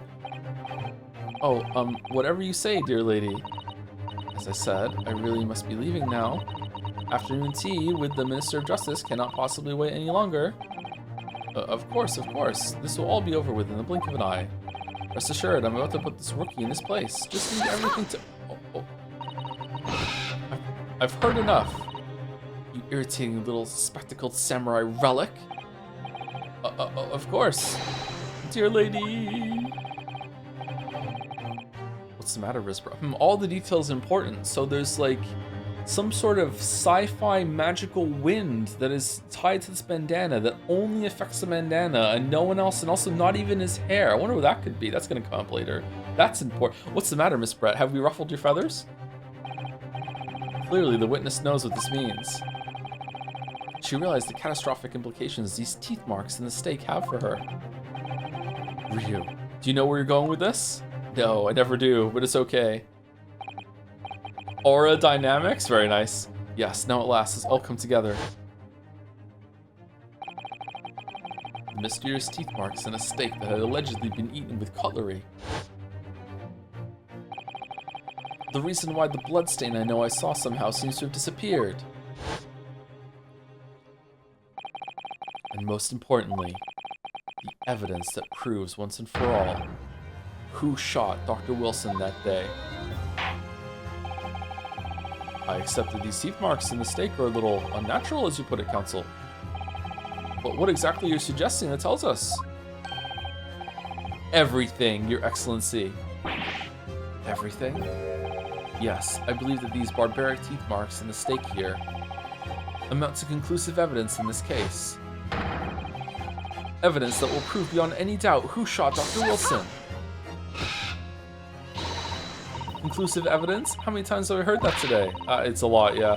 You wouldn't even know the meaning of the phrase. Typical Japanese empty threats. How can you be so sure? Oh, it's quite simple. If you really had such conclusive evidence, you would have presented it to the court long ago. Actually, the evidence I'm talking about hasn't been brought before the court yet. Hasn't been? What? But just because it hasn't been shown yet, doesn't mean that the evidence does not exist. He's got a point. It's true. This is absurd. This trial has run several hours already. Yeah, I know. And you say this evidence yet to be brought forward? There can't be. I don't believe you have it. I don't. But there is someone who does have it. Someone in this very courtroom. And if that person is willing to submit the piece of evidence I'm referring to, it will solve every remaining mystery about this case. Very well. I have a feeling this will be my last request to the defense in this trial. I said that 3 times before now, but you know, this time for real. Who possesses the conclusive evidence that will reveal the truth about this whole affair? I mean, probably the evidence collector who got everything from it. Take that! The answer is obvious. It's Inspector Hosonaga. What? I have it? Yes. You think I've been withholding conclusive evidence? Yeah, for like you've done it twice already. Yeah, that's ridiculous. No. I'm not saying that. Everyone's attention has been focused on the steak with the teeth marks. Yes. Now, earlier this afternoon, Sergeant Nosa told the court the following: I'd enjoyed chomping my way through a good steak, as well as admitting to stealing Kurokata-san's coin. He told us that he slipped it under the steak. You watch it, cadet. I'm a superior officer. Sergeant Nosa, could you please confirm something for me? Was the steak that you put the coin under, in fact, your own steak? Attention! Affirmative, of course. I might be a soldier in the Imperial Nippon Army, but still. I'm not brave enough to ask a foreign gentle lady if she'd mind me manhandling her meal to hide something in it. In other words, Sumari, the steak that the detective submitted as evidence earlier, someone was a fan of Umineko on the writing team here, was in fact Sergeant Nosa's meal. But that makes no sense. That plate was taken from the victim's table. Yet the gentlewoman doesn't take bites out of her steak, nor did she have any opportunity to steal the coin. Of course I didn't steal it. To even suggest such a thing would be an affront to the entire British Empire, but murder, that's fine. Well then, how do you explain this paradox? Exactly, surely you're not going to suggest that the sergeant switched the 2 steaks over?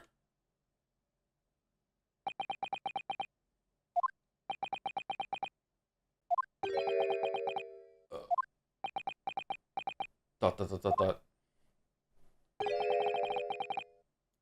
You did switch the plates? Well, after it happened, the, bang. And then he just went Theresa May over there and switched the plate. When I saw the civilian had been murdered right in front of my eyes like that, I panicked. As I said, I immediately lifted my stake and hid the coin underneath it. But then, when the waiter announced that he was an undercover policeman, I thought I'd had it. If he decided to investigate my slab of meat, that'd be it. I'd be getting my marching orders. So when the cadet here was arrested and taken off to the kitchen, I seized my chance.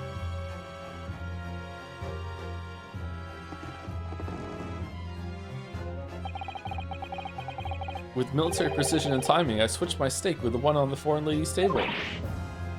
Why didn't you just eat the coin? What? You can't have. I never saw you do such a thing. It was called Operation Lightning Bolt. There was no time for strategic planning. It was do or die, I tell you. So yes, I did what had to be done. Unbelievable. However, fear not, Prosecutor Son. What now? I swear on the brass buttons of my uniform. That is all I did, sir. All you did? That's plenty, Sergeant. Yes! So, if Sergeant knows to switch the plates over, it means he took Miss Brett's steak and the plate it was on back to his own table. Yes, that follows.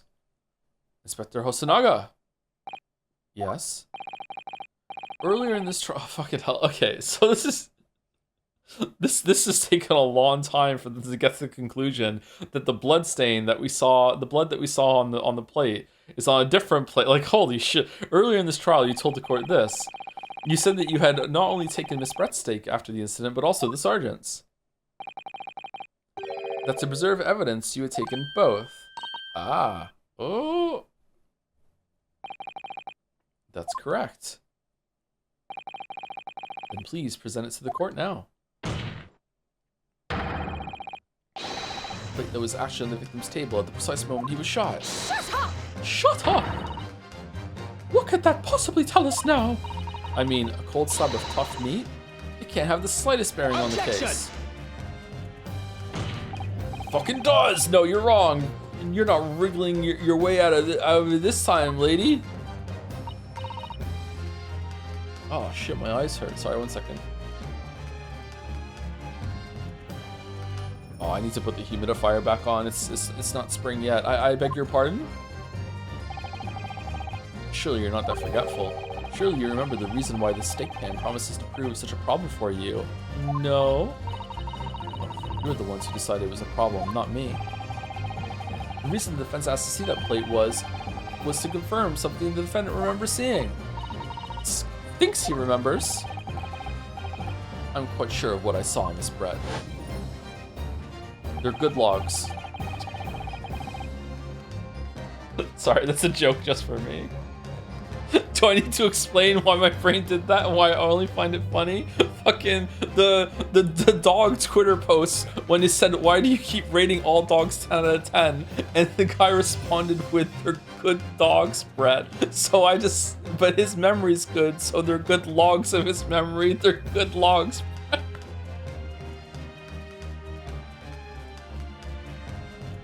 Fucking hell, what's wrong with me? On the side of the plate that was on the table directly behind Dr. Wilson, there was a clear spattering of blood from the gunshot wound to the victim's chest. You know what? +2. Alright, thanks. I believe the defense memory serves him well. And now we have the evidence to prove it. The plate you were eating from, Miss Brett. Let us not prolong this any further. Inspector, you will show the evidence to the court. Present the beefsteak and plate that was originally on the victim's table at the time of the incident. So did you like bring like a van here or something? Like, yes, sir.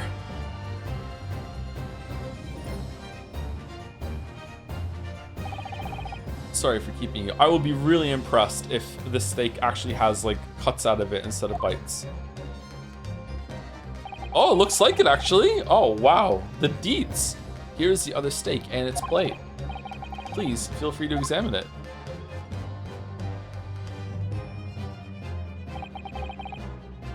blood stain. It's clearly visible, look. Yes! Now this makes everything clear. The blood you can see on the side of the plate shows that at the moment the victim was shot, he was facing the table with his back to me. In other words, Sumari, you're fucked. It's impossible for Naruhodo-san to have shot the victim. Ugh. It can't be. Alright, slam dunk. We're off. Knowingly turns to Kazuma. Looks like you could get me off. In fact, there's only one person who could possibly have shot Dr. Wilson from the front.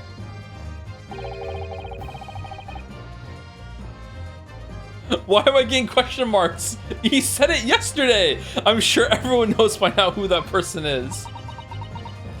I understood that reference chatters from fucking yesterday! What kind of fucking Zoomer goldfish memories are we dealing with?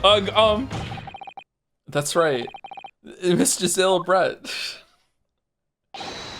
It's you! Ooh, the pose!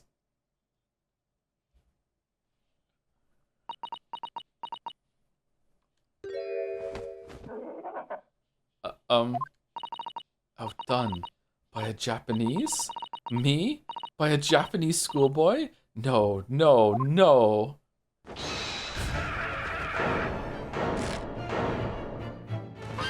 Where's the gun, battler? If I shot him, then where's the gun? Oh shit, man. The details here of all these chicks coming out must be really important. Those are her minions. They carried the gun away. Wait, what the fuck?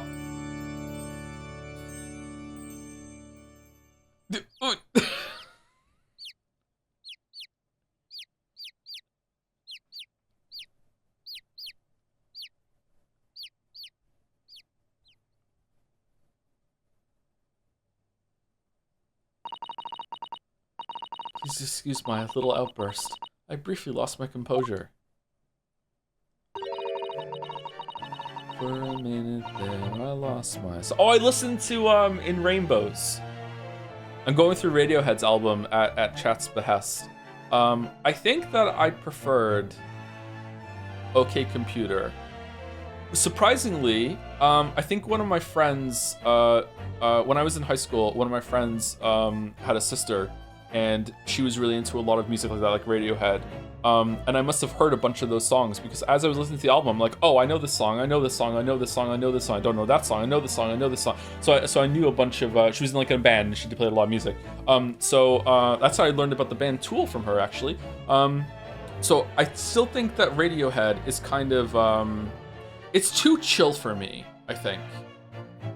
I liked it. It was a good album. I feel like it was more upbeat on OK Computer, but I enjoyed it more than I thought I was going to. But I still think it's just like, I feel like it's a really good kind of thing to just like lay down and just listen to it with your eyes closed and maybe drift off to sleep or whatever. Or maybe, I don't know. Do people like listen to chill music when they're on drugs? Maybe, I don't know.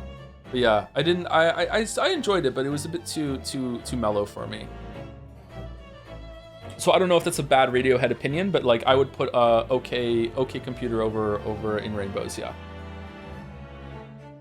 Most unbecoming behavior for an English gentlewoman, forgive me. Also, I still have a lot of trouble understanding what the fuck he's saying. Well, Miss Brett, I think it's time you told the court what actually happened that day. The truth this time. Gladly, Your Excellency.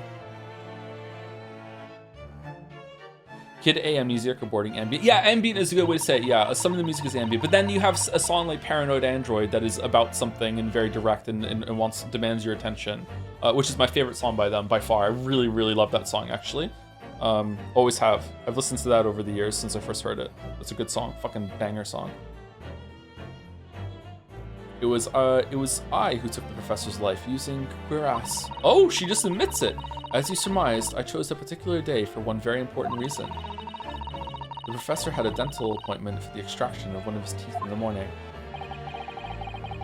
So he planned to kill the professor, knowing that no trace of poison would be found in his water, because cuirass is unheard of here in Japan. Yes. Of course, I never intended to remain at the restaurant for as long as I did. I only need to see the professor take one tiny sip of his water, and then it would be all over. I would place the steak I had ordered in front of him to make it appear as though he had been dining alone, and leave immediately. However, before any of that happened, there was an unexpected visitor at the professor's table. That would be me, I suppose. Yes, you. Who else? Okay. Oh. He's still alive! How long was this meeting, bro? It's such a trifling matter, but the fact that you decided to come over to greet the professor meant that I had lost my chance to slip away unnoticed. In due course, the professor took a sip of his water and was paralyzed. I made sure he was sitting in his chair such that he wouldn't fall. What? There was no going back at that point, so I concocted a plan on the spur of the moment. A plan to pin Dr. Wilson's murder on this innocent man. I happened to know that the professor always carried a gun. I decided to use that fact to my advantage. I had the bottle of grass in my handbag, and my own pistol concealed under my skirt. Oh, I thought it was going to be in the bird, under your skirt? So I was right, there were 2 guns. Also 2 guns right here, yes. And then I finished my coffee and got up to leave. That's when I noticed the professor's gun, which you had presumably placed on the floor. A place where you were sure I would notice it. Okay, I have an issue here. What do you mean? What's the timeline? You went over and while you were talking, and then you went back, and then you saw the... Wait, hold on. All this happened while you were there? And everything went according to plan. You noticed the gun as I'd intended. And then, just as you bent down to pick it up, bang. That's when you shot the professor with your own gun, even though at that point he was already dead. Naturally, the gunshot caused a commotion, at which point the waiter appeared. Obviously, I assumed Naruhodo-san was the culprit and apprehended him. I took him to the pantry that adjoins the kitchen and locked him inside. That's when I took the opportunity to turn the professor in his chair around. Because, of course, you needed to make it look like the defendant had shot Dr. Wilson from where he picked up the gun.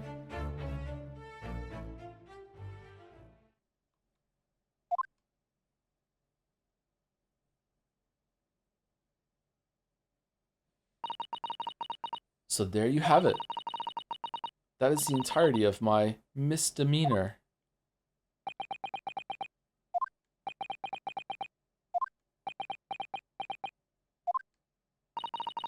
Your Excellency. Yes. I wonder. Might I speak with you in private later? I shall call on you.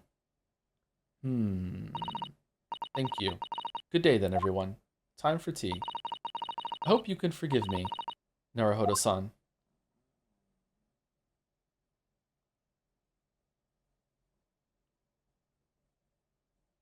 She's a ghost? Can't get the link to the past text event sent on my head. Yeah, I hear it as well, yeah, every time. It would seem this trial has finally run its course. I presume the prosecution is in agreement. This can't be. Takatsuchi Ouchi does not lose. Not to the likes of this rookie student. You better start getting used to tough opposition. Arg! Ryo Naruhodo! What, yes? This insult to the Ouchi family name will never be forgotten.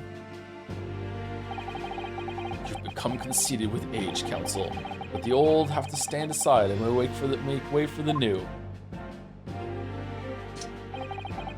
It's the way of the world. May you never forget that.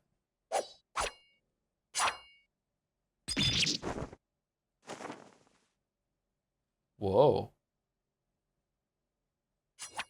Okay, so later there might be some sort of psychic blade attack used in a murder. Because it just happened here and all the details matter. Okay. 1,000 millennia may pass and still the Ouchi clan will never measure up to the Naruhodo clan.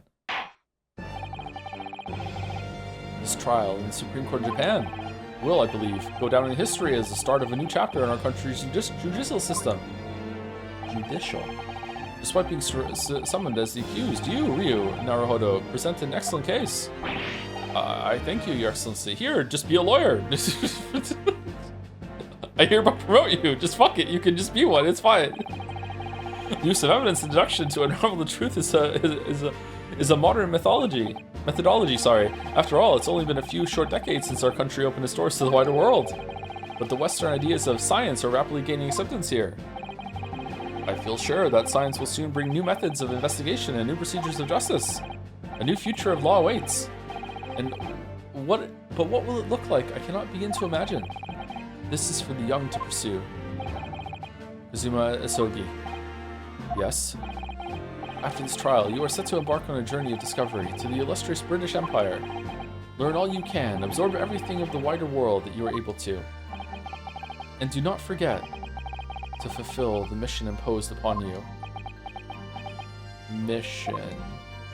Oh, looking at the camera, I see. I understand, Your Excellency. What was that about?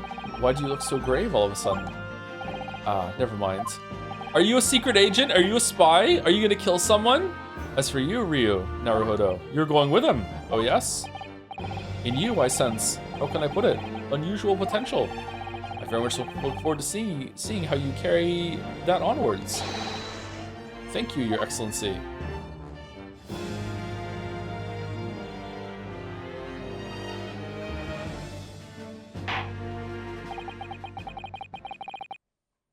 It is time to deliver the final verdict. And also some thank yous to people. I don't want to get behind. Oh, I'm already behind. Yo-Yo Pole used to say, you joke about this game being a fan of Umineko, but R07 and Tsukemi kind of play off each other's ideas through the years. Higu has a scene referencing Ace Attorney, Umineko takes a more debate lawyer approach in its mystery, and The Great Ace Attorney being two halves is at least somewhat inspired by the questions answer format of When They Cry. Really? Okay. I don't know anything about this. I'll take your word for it because it's interesting.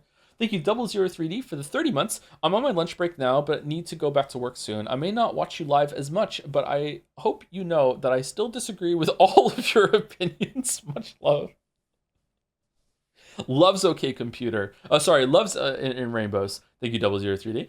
And thank you, Raptor6 for 16 and Tora3tron for 15 with the message, leave it to Joe to compare an Ace Attorney character to Life is Strange Madsen. I can't unsee it. Truly a lesbian. Also, not sure if you knew this trivia, but Great Ace Attorney released in Japan on 3DS in 2015 and only released globally in 2021 on Switch. People speculate it's because Sherlock appearing. I think you'll see how the loophole they found when you see him. Keep up the great voice acting, Joe. Okay. Great voice acting in air quotes. Sherlock? Who is Sherlock?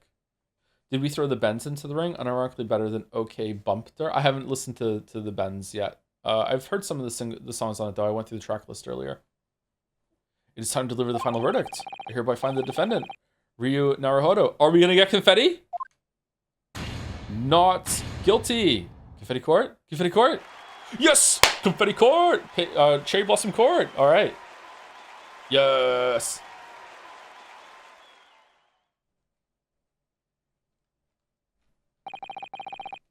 Kind of makes me want to pee.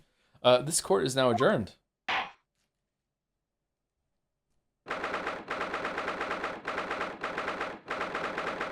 Question marks? Question mark? When you were in the Persona 3 bathroom and you would pee and he would think about the cherry blossoms. What the fuck? What are all these tourists doing here? 22nd of November, 2:46 p.m. Supreme Court of Judicature. Defendants Antechamber 5. How do you remember this? What the fuck? Because Oko did fucking Secret Piss Chant based off of it. That's why. How could you not? For fuck's sake! I can't believe it. I can't believe what's happened. I made it. I defended myself and made it through that horrendous trial. Yunosuke. You finally pulled it off. Congratulations. Well, I couldn't have done it without you. Thank you, Kazuma. No, it was a pleasure to watch you at work. So, you owe me an extra large sukiyaki from the place on Yome University Street. Don't forget. Good afternoon. All your hard work has certainly paid off. Congratulations to both of you for proving Naruhodo-san's innocence. Ah, our trusty judicial assistant. This is such a hard word for me to say. Why is it so hard for me to say? Judicial. Judicial. Okay, I can say it by itself. Judicial. Why do I have trouble saying it in a row? Trusty Yeah, I can't do it. Must be some weird way of how I pronounce things and just mush it all together. Maybe I'm just talking too fast. Ah, our trusty judicial assistant. Yeah, maybe it's just that. You worked hard for that result too, you know. Oh no, I didn't do anything. Thank you so much. If we hadn't had that research report in Miss Brett's, I don't know how things would have turned out. Your kind words should really be from my father. I was simply doing as he asked. It was his idea for me to go to the university and investigate. Your father? Ah, yes, of course. Can ghosts time travel? Forgive me for intruding on court proceedings, Your Excellency. Susato Mikotoba, Judicial Assistant to the Defense. Speaking of Mikotoba. Ah, there you are. I believe congratulations are in order. David Madsen, Naruhodo, you did an excellent job. Thank you, Professor. Oh no, it is I who should be thanking you, after all. Your efforts exposed the true criminal that took the life of my good friend. Good friend? The cow? Oh yes, you mentioned that before. It was you who actually invited Dr. Wilson to Yoma University, wasn't it? Yes, that's right. Is Herlock going to be like really upset about Wilson being dead or no? Professor Mikotoba studied overseas himself. He went to study forensic medicine in Great Britain. Presumably, that's when you met Dr. Wilson? Maybe he's not even dead. Maybe this whole thing was just a bit to test how the Japanese would handle a crime or some shit. Like, who knows? He's just gonna walk out. He's like, I'm fine. Exactly. In those days, we worked together in the same hospital. Oh, you worked together? Together. Ah. I never heard you mention that before. Well, it was a long time ago now. Besides, it's your turn, Sogi. Great Britain is a magnificent country. It leads the world. Yeah, it has to. In science, medicine, engineering, culture, and of course, in law. And also stolen artifact. Watch and learn, my boy. See what's happening in the world's largest melting pot. I will. I'll learn all that I can. I swear on this, the spirit of the Asogi clan. You're not taking that sword to Great Britain, are you? Yeah, of course, yeah. Of course I am. The Japanese man's katana is his soul. This blade shows me where I need to go. It cuts down anything that's in my way. Yes, I've definitely seen how sharp it is already with my own eyes. Yeah, but it's just gonna shatter on a British broadsword as soon as you go to duel. Like, what are you talking about? Just pieces going everywhere, bro. It's not gonna do shit. That reminds me, what's happened to the woman? Giselle Brett, I mean? After all, she's guilty of murder. Ah, yes, her. Oh, you got a license for that, sword. Nice. It's not easy to tell you this, but what do you mean? Surely she's going to face trial herself now. She's the true culprit after all. No, she got off. For sure. She will be leaving Japan in the very near future. For Shanghai. What? Shanghai? To kill someone else? Giselle Brett will not appear in court again in this country. I'm certain of that. What? But why not? It's a matter of consular jurisdiction. Inspector Hosonaga? It was a hard-fought battle in the courtroom today. Very impressive to watch. You must congratulate... But what's all this about consular jurisdiction? We cannot try this particular foreigner for her crimes here in Japan. What? We can't try her? But then who? Who's going to bring her to justice? A British consular court will hear her case, somewhere far away, where our voices can't be heard. But why a consular court? Consular court? Professor, I simply don't understand. I thought consular courts were a thing of the past, now that we've signed the Friendship Treaty. The Friendship Treaty. Yes, in normal circumstances, you're right. Then, so long as this is not a serious incident of a highly political nature to our respective governments, They can't invoke a consular court just like that. Oh, can't they? Yes, she's a student, but it doesn't justify our government's making secret agreements about her fate, does it? She's also a princess. Something strange is going on. So Miss Brett can't be held accountable for her actions here in Japan? I'm afraid that for the young student,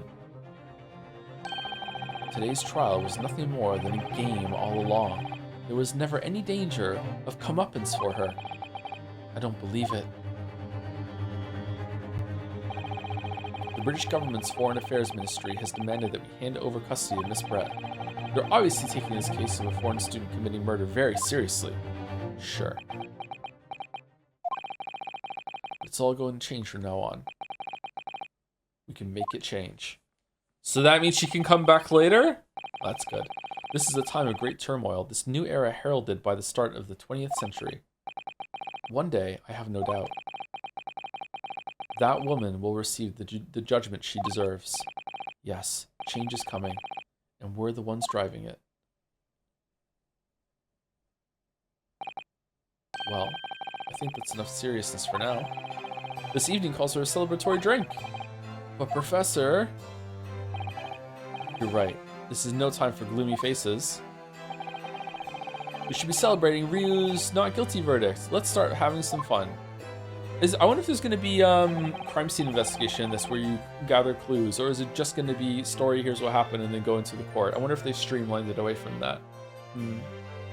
Oh, thank you, Empire of Soup. I'm at Soup for the 500 bits. In 2017, when the second game came out, Capcom said they weren't going to release either in English, and the fan translation was glacially slow. As a massive AA fan, I decided then and there to learn Japanese so I could play them. 4 years later, and 3 GLPT grades under my belt, I was at about the right reading level, and I am not apparently. Then this PC release was announced, and I felt so owned that I just never bothered. Wait, what?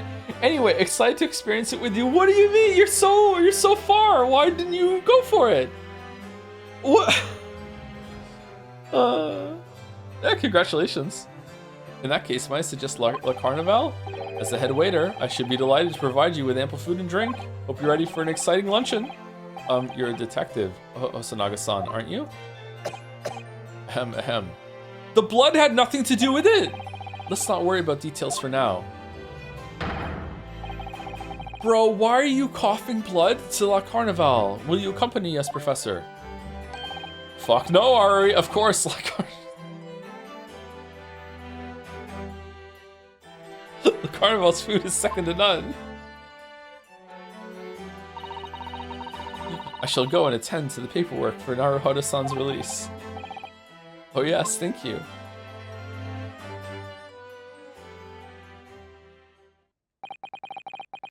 So Gisela Brett won't be tried here. Consumption? Why is it called consumption? Because it consumes you, or what? Why? I've heard it before, that term before, but I never looked up why is it called that. I suppose it means I'll never know. I'll never find out why she killed Dr. Wilson. For the lulz.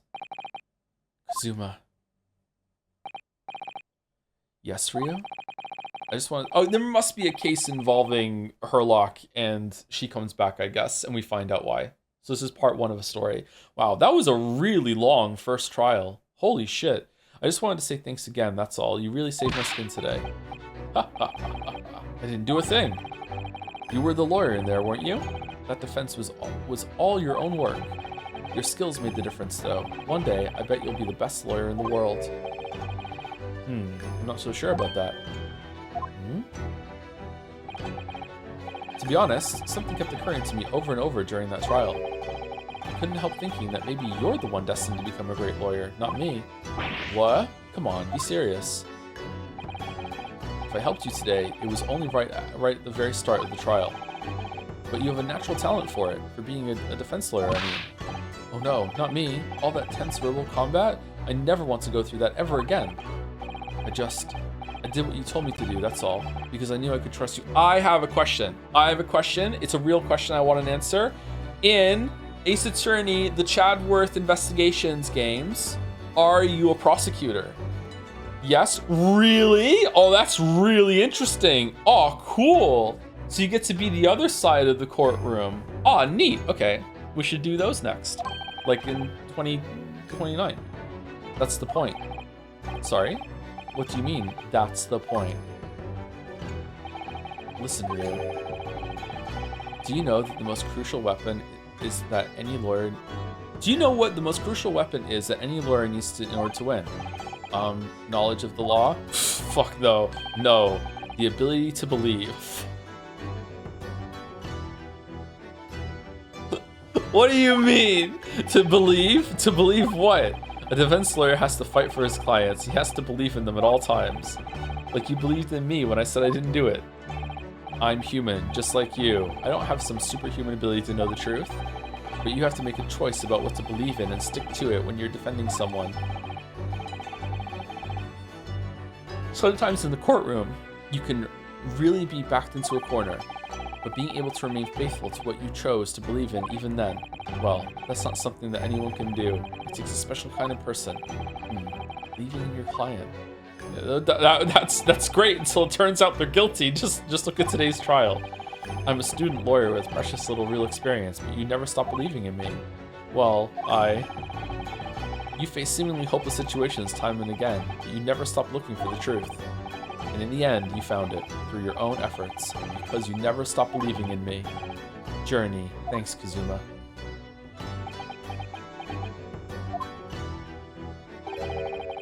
There's something I want to ask you, actually. Ryu. Well, it's a favor, really. Something very important to me. If I'm ever found guilty and on trial, please believe in me when you defend me in court. It sounds serious. What is... Ah, you're still here, are you? Well, he's dead.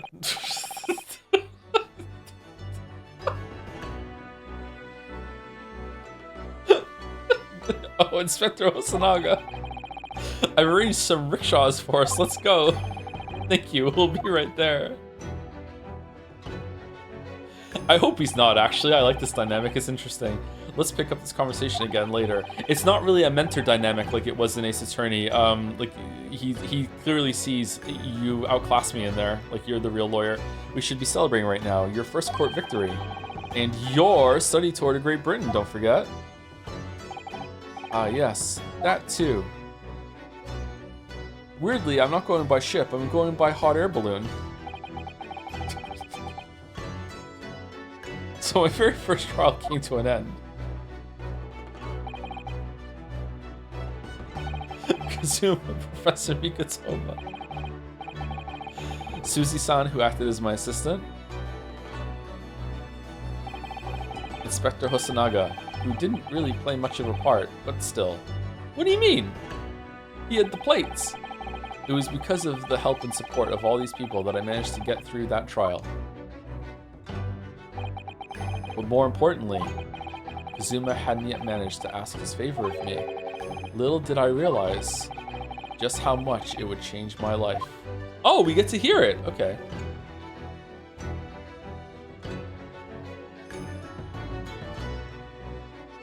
And oh, it was a short game.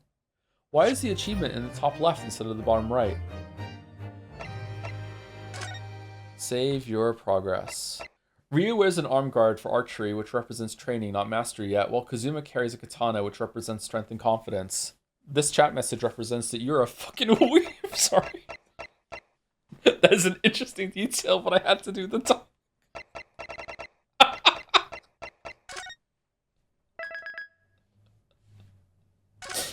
Is that really what it is? Because if so, that's cool. That's me. It was a bit me. I feel kind of bad about it, but I had to do the dunk.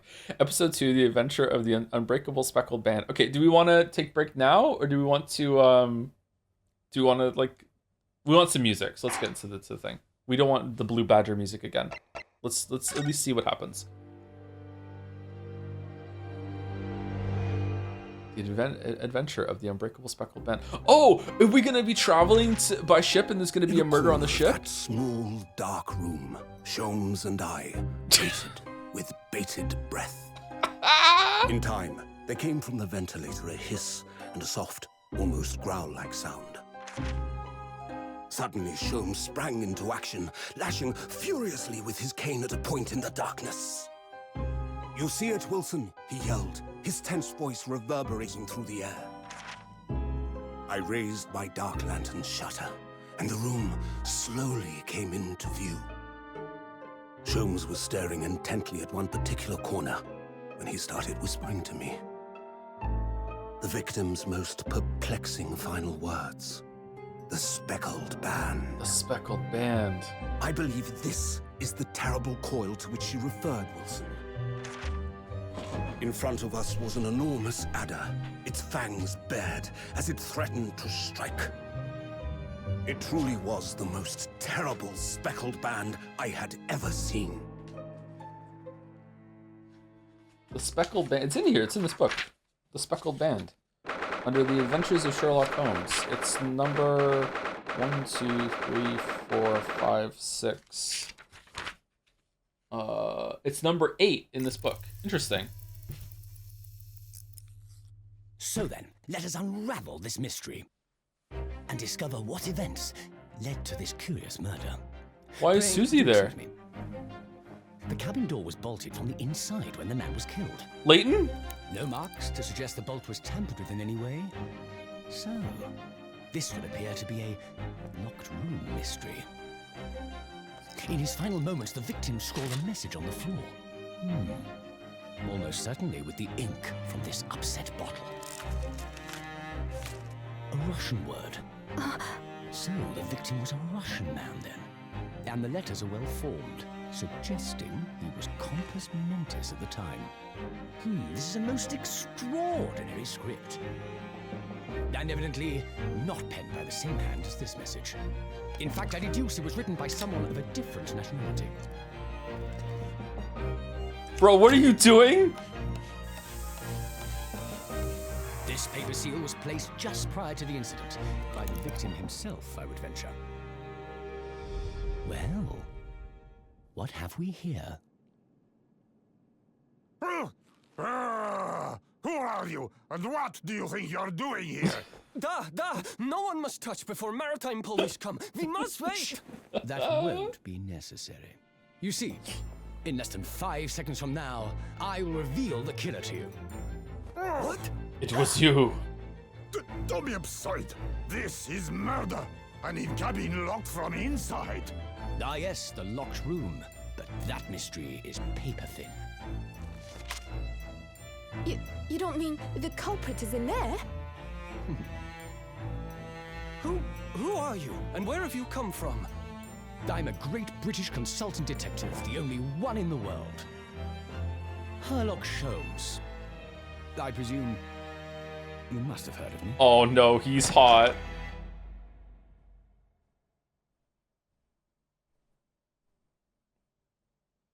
That was a good intro. I enjoyed that. This is my kind of stupid bullshit. Ugh, my head is throbbing. What's going on? Zelda sound. Something's not right here. There's trouble in the air.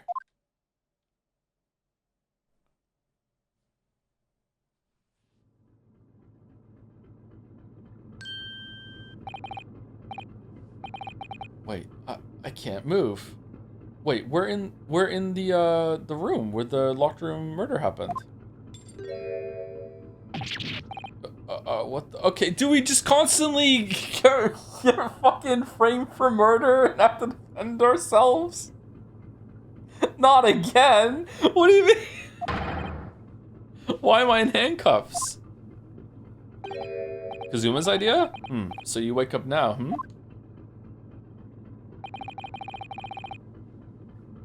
We had to drag you out of the wardrobe. I do not believe how you could not wake up. You are true cold-blooded men. You? Ha. You found me then. Da. We found you. And now you pay. Criminal. How long are you hiding in that tiny wardrobe, Can you try can you try a Russian accent? No. Sorry. Now you have been found. It is time to admit your crimes. No, I can't do it. I can't do it. Unless you want to find out how cold the ocean is.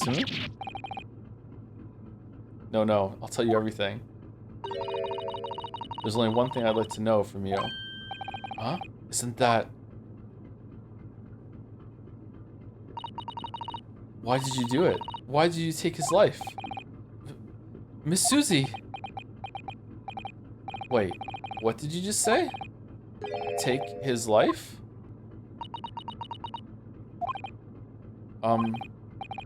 Where is he? Where's Kazuma? It's Kazuma? Waifu, no! You pretend you do not know? You are a wolf in the sheep's pelt. I'm Von Kam. You are the killer. Do not try to make excuses. What? Kazuma-sama's body was discovered not long ago. Here, in this very cabin that was bolted shut from the inside. Alright, well, this looks like a banger break screen to me.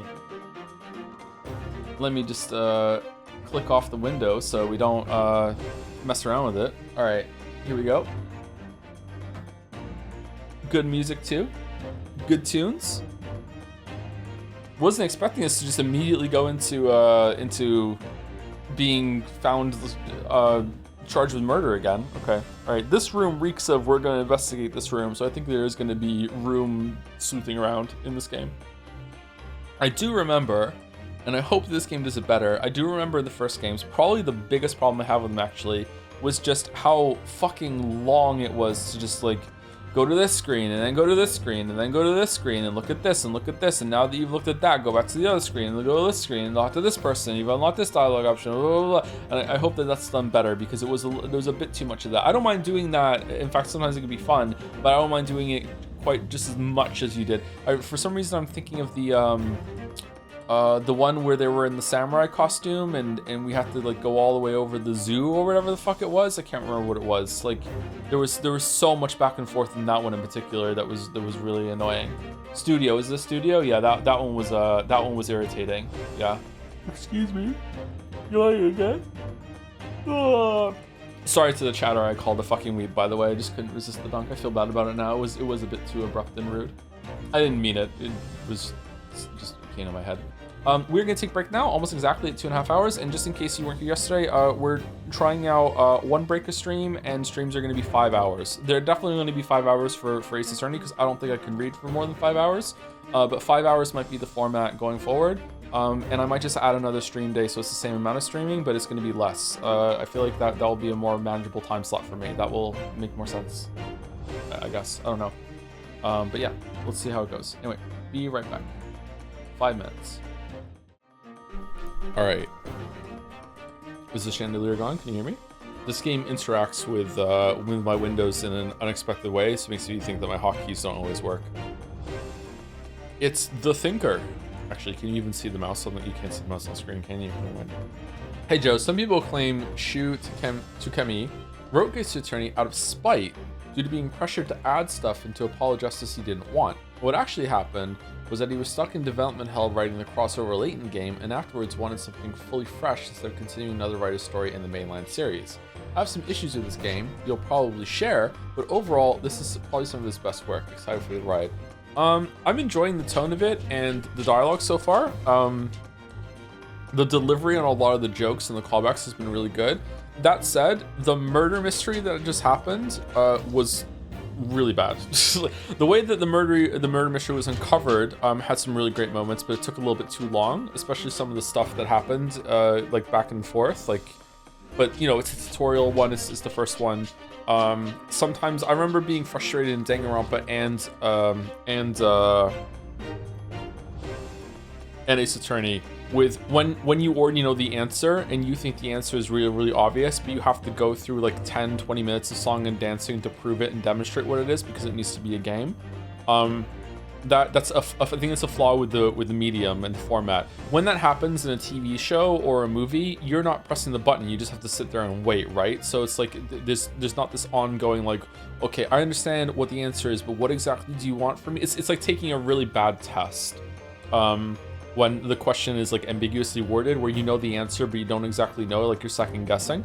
But you know, like I don't know if that's just cursed because of the format of video games, but yeah. But apart from that, like, yeah, the writing has been probably better as an intro than Ace Attorney. Certainly better than Danganronpa. But yeah, the mystery that we just went through was not very good. But the mystery, the tutorial case in the first one wasn't very good either, if I remember correctly. It was really obvious what was going on, and you just still have to go through it. Some of the details in the mystery were good though, like figuring out where the mark on his hand came from, like the positioning of where he was relative to the table, like, oh, he went to the dentist, that sort of thing. Some of those details were good. Anyway, let us continue. Here in this very cabin that was bolted shut from the inside. His body? Please. Do not try to tell us you were doing this terrible thing in your sleep. Kazuma's dead? Da. But he can't be. And he's handcuffed. Surely you don't think I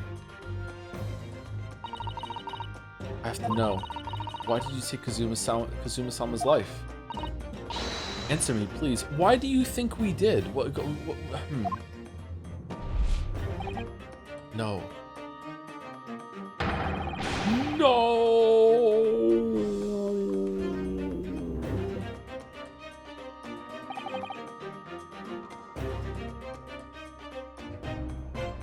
Kazuma, it was just 2 short weeks ago. Are you sure about this? Won't we get in trouble? He has 1 animation. Don't you find it being fun, being a stowaway? Besides, how else could you come to England with me to study? Is that why we were in the closet? We're just sleeping in the closet while Kazuma's just living it up on the boat? It was really something else when they brought your luggage in here earlier, though. The way that Russian crewman just tossed your traveling case onto the floor. I thought I was going to die. Yes, I still can't quite believe that. Sholmes seems to be in pretty high spirits for just losing his Watson. I really didn't think you'd be able to fit inside my trunk. By the way, isn't someone in... I'm sure I've seen a comment about this in chat at some point in the past, but I can't remember the details. Wasn't Sherlock Holmes in the Creative Commons at this point, or was this right at the end of that? Like, that was... In my lifetime, anyone could write a Sherlock Holmes story now. Not completely. It was right at the end, was it? Not every story. Oh, it loses copyright sequentially? Oh, okay. Are you that one guy that goes, hey, it's me, I'm Joseph Anderson? No. No, I don't think I've ever said that. No. I sometimes say ironically, hey, it's me, your boy, Jay Andy, or something like that. It is my catchphrase. Yeah, it is, yeah. I really didn't think you'd be able to fit inside my trunk. Wait, what? You must be even less of a man than you look. Hey, honestly, I thought I'd broken every bone in my body. Well, it's about 50 days until we dock in Great Britain. But if you confine yourself to my cabin here, I don't expect anyone will discover you. I hope not. I get the feeling those Russians wouldn't be very forgiving of a stowaway. They're a sturdy bunch, that's for sure. What I want to know is, why do we need to keep it a secret from the young lady? From our faithful judicial assistant Mikotoba, you mean? How come she gets to go and we don't? Why can't we just say we all want to go? What is the secrecy? From your close friend, more to the point. Surely we could confide in her, couldn't we? I don't believe she'd give me away. No, but if she knew what we'd done, that would make her guilty by association. And that would be rude, and we don't want to be rude. It's best that only you and I know about this. I suppose so. I just really hope that I don't get murdered on the ship and then it's just like, whoops, you're here. That would be really hard to explain. But don't worry, it won't happen. I have no plans about getting murdered. Anyway, it's about the time that the steward is supposed to come and clean the cabin.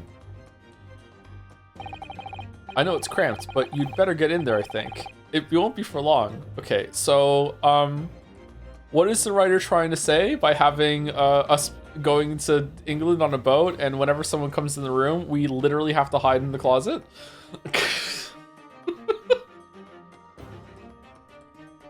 Is this also brat text?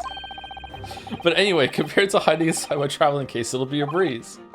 Yes, but what if the steward decides to open the wardrobe for some reason? Then I'll be in for it. Stop worrying. Tell you what, why don't you write "keep out" or something on this piece of paper? What? Yeah, and then I just fell asleep, and then he got killed. Then I can stick it over the wardrobe doors once you're inside. I don't know. We've only been at sea for about 15 days. How can this have happened? We were supposed to be going on this adventure to England. Together. We leave you at next port. Stay quiet until then. Don't make more trouble for yourself. Murderer. No, I'm not a murderer. Duh, you said before. You said you admit everything about your crimes. No, that's not right. I mean, yes, I did stow away on the ship, but murdering my best friend? Friend? No one else could have done it. Admit the truth. Is there a courtroom on the boat?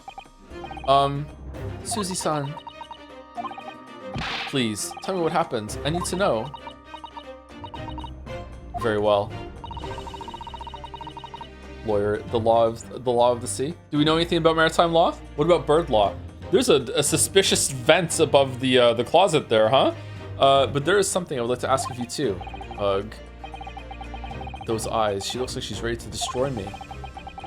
This nightmare is getting worse by the minute. I suppose all I can do is try to find out what really happened. Kazuma's death.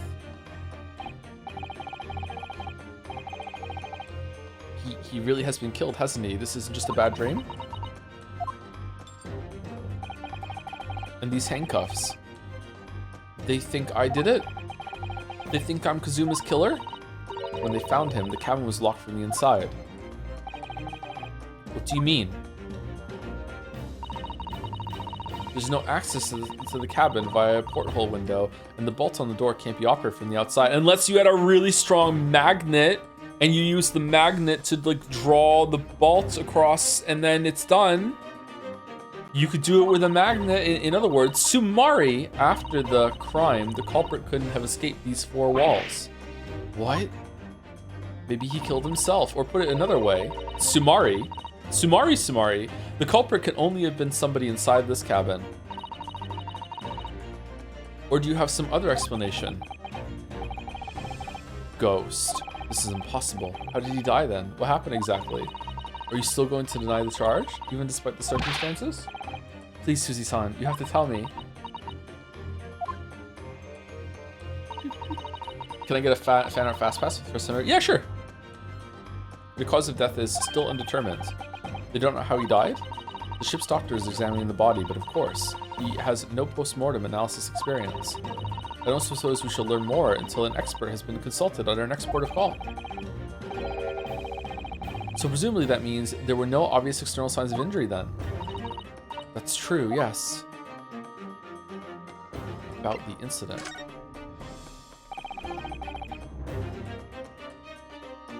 Can't anyone tell me what actually happened here in this cabin? I don't understand it. Why would anyone want to kill Kazuma? Presumably that's something you know the answer to better than anyone. I just DM'd it. DM. What's that? Can you just post a link in chat? Alright, I got it. File name British woman. What? Ooh, a classy English woman. Yo, and she is evil?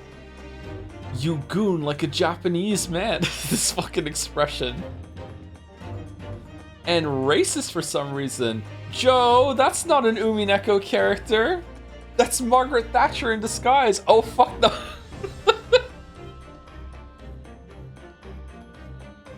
I do hate Margaret Thatcher, as is tradition. Yes, of course. I do like evil women. That's true. That is true. This is a character trait. The swan looking all evil too at the end there. Nice. Thank you, Betty. Presumably that's something you know the answer to better than anyone. Please, whatever you say, you were here in the cabin after all. Well, yes I was, but he would always wake up before dawn and do his training first thing in the morning.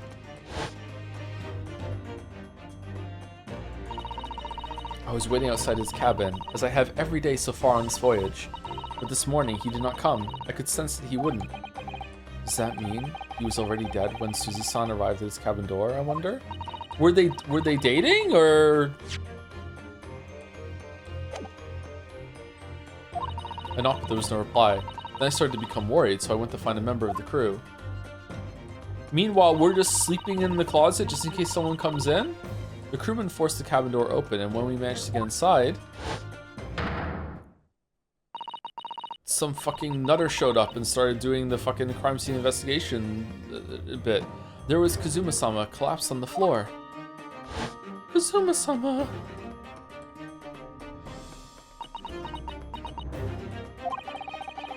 And the white tape there now shows exactly where he was found, I suppose. I had no idea anything had happened. I must have been asleep in the wardrobe somehow. I wish it wasn't the case, but that's just very hard to believe. This is all very hard to believe for me too, trust me. Now I've told you everything that I know, so it's my turn to ask you a question. Yes, alright. My head feels so heavy. It's still throbbing like anything. Were we drugged, or... Stowaway.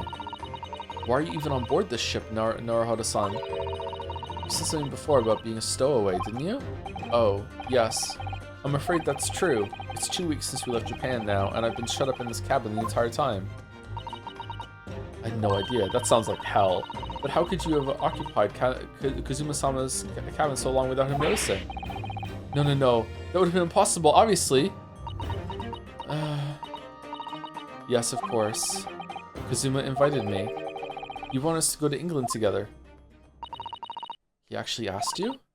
But why? I'm afraid I don't really know the reason myself. I don't understand. Kazuma, why do you want this? What's the real reason? Why go to such extreme lengths to smuggle me to England with you? Love you. It's an idea that's been on my mind ever since the end of that incredible trial. I think I told you then, didn't I? That you ought to become a lawyer yourself. Well, yes, you did say that, but I didn't think you were serious. I'm always serious. You have a talent for it, and I can assure you of that. But I've never really thought about becoming a lawyer. Well, that's something you can decide for yourself. London is at the spearhead of cultural development, the center of the world in many ways. There can't be any harm in seeing such an important place with your own eyes, can there? Well, no, definitely not. But on a personal level, if you were to become a lawyer, then what? Nothing. Forget it.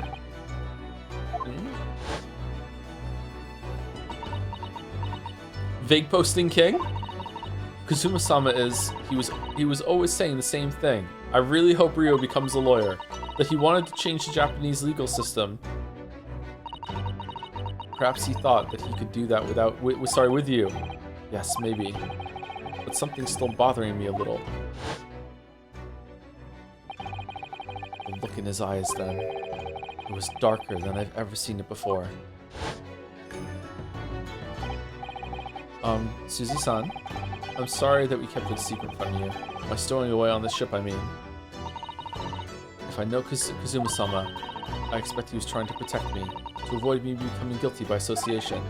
That's exactly right, yes, the exact words. Word perfect of it, yeah. If you're not the culprit, then tell me. What happened last night here in this cabin? Oh, you don't want to know. Well, the thing is, I don't really remember. Kazuma brought me something to eat, just like he always did. And then I got myself into that wardrobe over there, just like I always did. What do you mean? Why? They could just lock the door. Why are you sleeping in the wardrobe? After that, this is the fucking Charlie work. What did we do? Fell asleep? Well, yes. So deeply you didn't even stir when Kazuma-sama was killed? Well, yes. I know it sounds unbelievable. Really, I do. But it's the truth. If only I'd woken up, then perhaps I wouldn't be in this predicament. And for some reason, my head's still throbbing like anything. Really?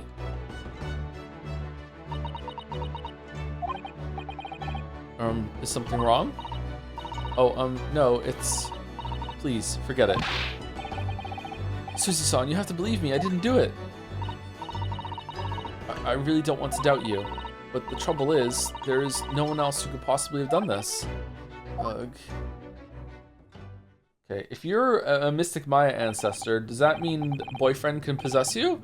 Kazuma, I don't understand. Why? Why does this have to happen? Ugh, I can't take this. Meanwhile, last night while they're getting drugged, oh, great. I heard that this Sherlock Holmes is on board. Who's that? He's the partner of Wilson. Remember Wilson from the trial? No, I don't. What if we fake a murder to see if he's really good at doing the crime investigation thing? Oh, that sounds good, Kazuma. What should we do? You hide in the closet. I'll lock the door. I'll pretend to be dead. I'll put your paper on, and we'll see if he can figure it out. Yeah. Naoto's so embarrassing. Don't try to go anywhere. I just don't want him to be dead, I guess. You're the perpetrator of this crime. You can't leave. I can't allow that to happen. I'm sorry. Kazuma was killed right under my nose here, and I didn't do anything to stop it. Consider this instead. Meanwhile, last night while drunk, kissing noises. Oh no, this was pillow talk. This happened. It was implied. Yeah. Sorry. The sex was subtext. This is the dom text afterwards. But Kazuma was killed right under my nose here, and I didn't do anything to stop it. And now I'm supposed to just sit around, my hands tied, while whoever did this walks free? No, I can't allow that to happen. Well, what do you propose to do then? I'm going to investigate. I'm going to find out exactly what happened here. I'm going to work out who took Kazuma's life, and how and why they did it. So I'm sorry, but you're going to have to excuse me. Hi-ya!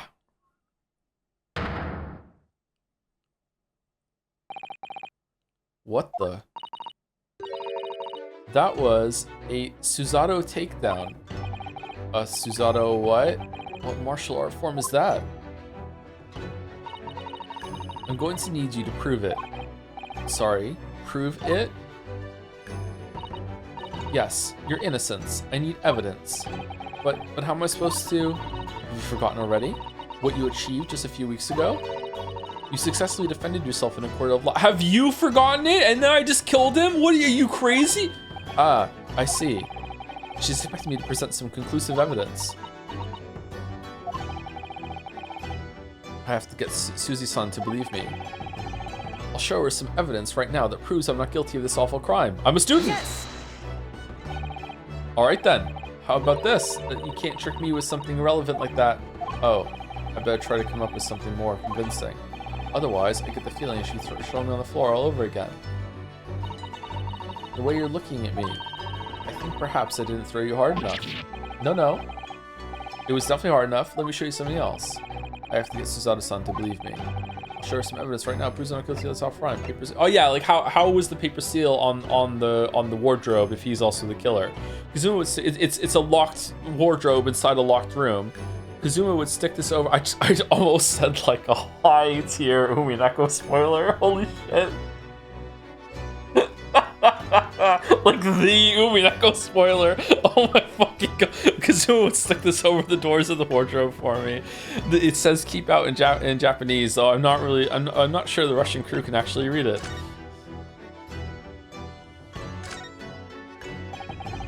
This is the paper seal I wrote for the wardrobe. I remember really working hard to make it. But I'll never forget how Kazuma reacted. Do you expect the Russian crew to be able to read that? He said.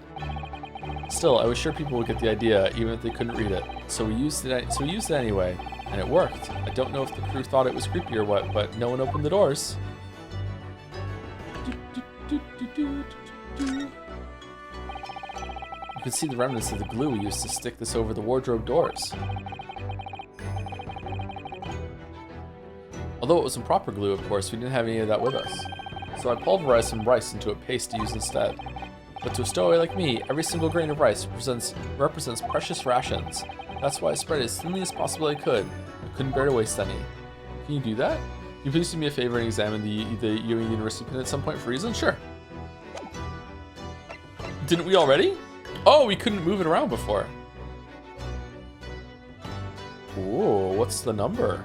000901. Leon. My personal student number is engraved on the back here. If you lose your pin, they won't accept you as a yummy student at the university. You may not come in, they say. Of course, you can get a new pin made if you can just tell them your number. I've actually lost mine twice already, but I still don't know my student number by heart. I always say to myself, I mustn't forget to write it down somewhere, but then I forget not to forget that. 000901. Ah, the symbol of Yumi University. Every student wears this pin with pride. It's funny, but most emblems seem to be either round or rectangular. I like the spiked design, even though it doesn't really make any sense. It's like a fucking Pokemon gym badge, although it does cause problems. Lots of students end up cutting their fingers on their badges. Perhaps it was the idea of one of the founders, a sharp pin for a sharp mind or something. Okay, anything else to inspect, or is that it? Is it a screw pin? Yes! Tell me, when I was discovered in the wardrobe before, was this piece of paper stuck over the doors? Oh, yes it was. I remember clearly. I thought so. Kazuma always put it in place whenever I went to sleep in there. So it's been 2 weeks and he hasn't offered you to use the bed at any point, and he takes the wardrobe for one night. Just every single night. All right, time to retire. Get in the wardrobe. Just in case the cabin steward or another crew member decide to look inside. Lock the door, it has a bolt, so naturally, he did the same last night as well. Ah, yes, of course. The gentleman who discovered you peeled that sign from the wardrobe doors before he opened them. But if I were truly the culprit, I couldn't have climbed back inside the wardrobe and stuck this on the outside of the doors on my own. Yes, that's quite true. In other words, Sumari, it's impossible that I killed Kazuma unless you got a really long strand of hair and tied it around the middle of the paper, and then you threaded it through the doors, and then you close the doors, and then you pull the thread of hair like really hard so the glue would stick on the inside, and then you snip the end of the hair or broke it, and then the hair would fall away, and then the paper would be stuck to the door. Easy, done, easy. It's impossible that I killed Kazuma. Oh god. Okay, I'll be real. I genuinely think Kazuma was waiting for Ryu to ask him to share his bed with him by forcing him into the closet where no sane person would be able to handle sleeping in more than 5 minutes, but Ryu just said okay, yay, and then just didn't want to be the one to break first. Interesting. Man, I smell a fanfic! Well, even if you are sprawled hopelessly on the floor, there was only one bed. You sleep on the floor more than sleeping in the wardrobe, chatter. What the fu- I can see why Kazuma-san thought so highly of you. Thank you, Suzy-san. Now, do you think perhaps you could help me up?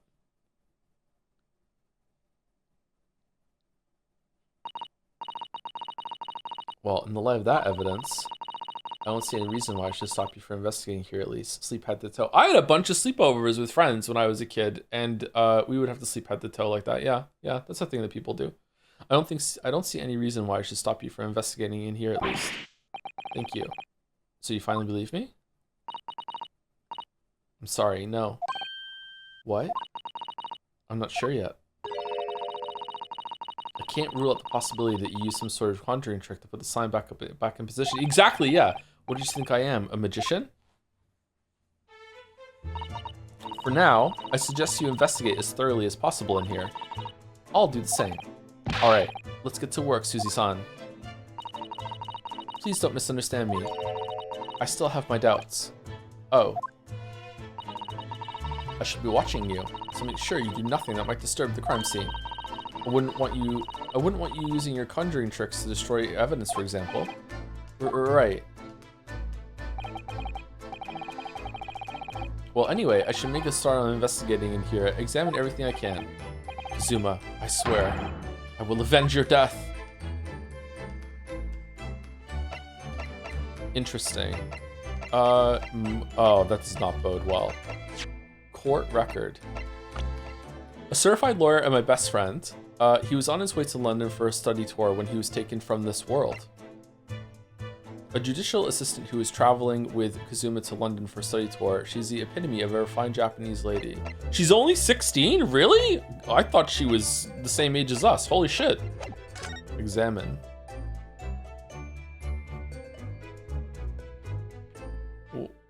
What's the...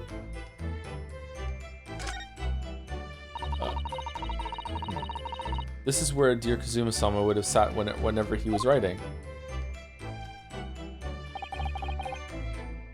London Diary. Poor Kazuma. He didn't even make it to his destination. It looks as though the last entry is incomplete. Which means, what? He was in the middle of writing it when the incident happened? So he pretended to go to bed so I would go in the wardrobe so he could have some time to himself? Let's see what it says. It could be a valuable clue. Hiya! That's out of the question. What? Kazuma-sama may have departed this world, but you must not read his private thoughts. But what if it's something important, something relevant to the case? Alright, I won't read it. Poor Kazuma-sama. I don't like prying into people's personal matters either. But in this case, isn't the need for clues more important?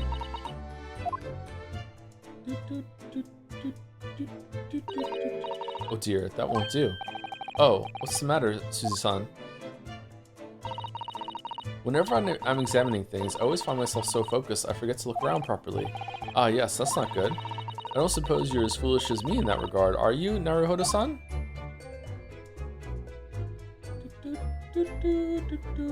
Yeah, how do you do that? I'm sure you're careful to look around. So D-pad when it's on there. Okay, so left stick to go to the edge and then D-pad to move. Okay. Now, let's investigate all corners of this cabin. Yes, let's do that. I suppose my field of vision has been rather small until now. Can I go up too? No. Oh, there's a check mark if you've already looked at it. That's good. What the fuck is that?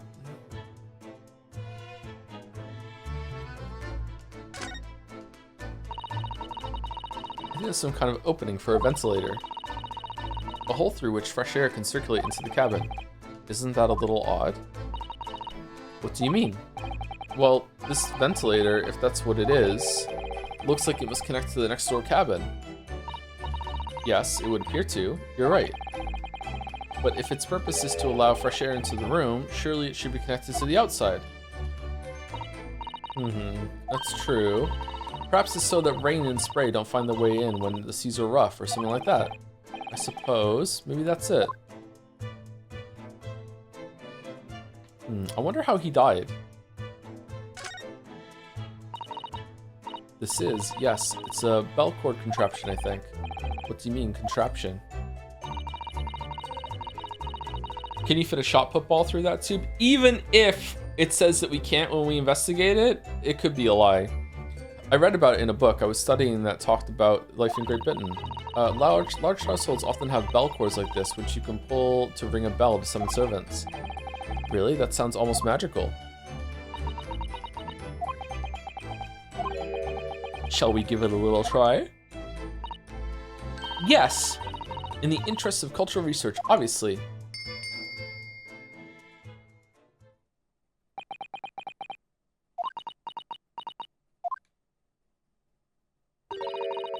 I suppose nobody comes for lowly Japanese people. Aww. No, I'm sure it's just that everyone is busy, that's all. Investigate thoroughly, but I can't find anything out of place. Okay, so we can only look at things when the cursor changes. Which makes sense, but I just wanted to test it. Let's go left to right. It's some 2 weeks since we set sail from Japan. Have you really been living in that wardrobe the entire time, Naruto-san? Naruto-san? I think living isn't quite the description. Oh, no, I suppose not. Although it must have been rather exciting making this voyage in your own secret hideout. The trouble was, I never knew when a member of the crew might come in. So yes, I did basically have to live in the wardrobe. And last night was no exception. But because of that, you had no idea what was happening out here in the cabin. No, sadly not. Do-do-do.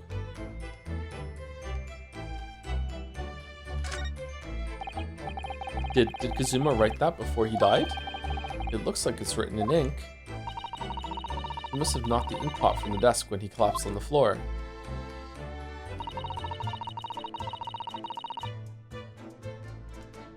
No, I'm not seeing any message.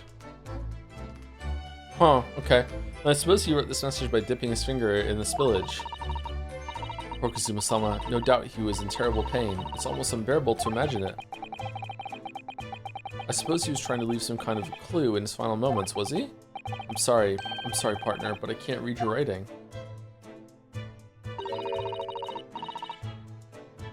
I don't think that's Japanese, Naruhodo-san. What? Then what language is it? It pains me to admit it, but I don't know. Didn't Sholmes say it was Russian? It's not a foreign script I'm familiar with. What does it mean, I wonder? Who's that? He wasn't there a minute ago. Cloaking device? As far as I can tell, it looks like he might be European. Oh, how did he... Is he gay or European? You've noticed the man too, have you? Have you? I've no idea who he is or how he got in here, but he looks suspicious and tall. Suspiciously tall. Naruhodo-san, don't tell me. Do you really not know who that is? Well, no. I don't have any foreign friends or acquaintances at all. He doesn't look like a member of the crew. There's something very unusual about him. And is he investigating Kazuma's desk, or is he just playing on it? I can't tell. Well, in that case, we simply must talk with him. Am I just imagining it, or does Suzy-san look almost uncontrollably excited? By the way, I expect that you've noticed already, but just in case, if you press A on people when they're in the crosshairs, you can converse with them. Alright then, I'll get the suspiciously tall gentleman in my sights and see what he has to say for himself. Oh, please do! That's a very large traveling case, isn't it? Yes, it carries a lot of memories for me. Memories? What do you mean? Well, that's actually how I stowed away on this vessel. I was brought on board inside that case. Ah, yes. I see it says, "This way up" in Japanese, which in hindsight, I should have realized the foreign crewman wouldn't be able to read. I was turned over and over, and then I was tossed on the floor in here. That sounds like hell. That would not be fun. Oh dear, being a stowaway isn't as romantic as it sounds. Well, it was less painful than a Suzy takedown. So when it says I can talk to them here, can I also talk to them through the converse? Oh no, I can't. Okay. Move. I'm in handcuffs under house arrest by the crew, not to mention Suzy-san's constant glares. I think it's fair to say that I'm stuck in this cabin, for the time being at least. I should focus on investigating in here to see what I can find out.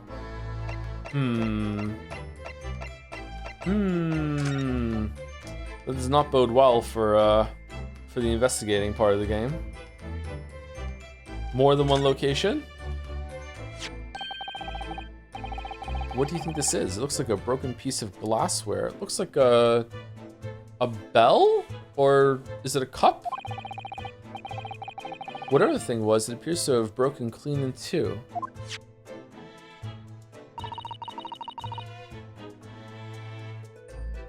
The glass is such a beautiful color. It looks like a cute little Netsuke fastener from a kimono outfit. It was you! I'm not sure that sounds like Kazuma. He wouldn't have secretly carried a cute little trinket like this around with him, would he? Yeah, maybe. And the mark beside it, what is it, I wonder? It has a sort of brick-like hue. Yes, you're right, it is the color of brick, isn't it? Even though I don't see anything of the same color anywhere else in the cabin. Huh. That is strange. It's also being dragged away from where the body is. The books have fallen over on the shelf. Look, they've all toppled the same way. And what's this? A statue of some god of the sea? Although he's fallen over as well. Yes, it's almost as if the whole shelf has been ransacked and everything mown down at once. I wonder if... perhaps it was Kazuma-sama doing his morning sword training, do you think? I am regretting not having a coffee today. I seriously doubt it. Then perhaps it was you, Naruhodo-san, in a fit of rage. I wouldn't have bothered leaving the wardrobe just to mess up a few books and a statue. Would the way these things have been thrown about have anything to do with the case, I wonder? Was this broken trinket on there? Well, I'll just set everything straight again. I don't like to see a mess. No, don't! Tampering with the crime scene! No, what are you doing? No! No! Oh.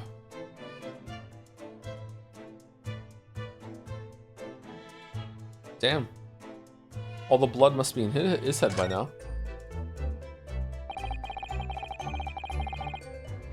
These are the rules of passage for traveling aboard the SS Buria? Buria? It's essentially a list of requests from the captain to all passengers on board. Passengers must not keep weapons or other dangerous objects in their cabins. Pets are also strictly forbidden. Oh shit, we would have been busted if they found you then. What? Why are you staring at me? Oh, sorry, I was just thinking. Are you more of a dangerous object or a pet? I can't decide. Well, one thing's for sure. Either way, I wasn't supposed to be in here.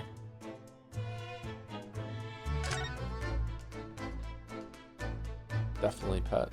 There's a really good song by Perfect Circle called Pet. Probably the best song. That's my dinner from last night. A roast chicken. It was really tasty. Yes, it was very delicious, wasn't it? But did you eat it on the floor here? I'm not a dog, Susie-san. I ate at the table, of course. Which begs the question of when and how the plate ended up on the floor. I was actually ready to accept that he was eating on the floor, but Kazuma-sama didn't like chicken at all, did he? No, that's right. So he didn't touch it. Which meant all the more for me. Oh no, does that mean poor Kazuma-san spent his last night on this earth with an empty belly? It's just too horrible. Ugh, now I suddenly have a guilty conscience and a icky stomach. What the fuck is that? Is that meant to be like a chicken bone or something? What is that?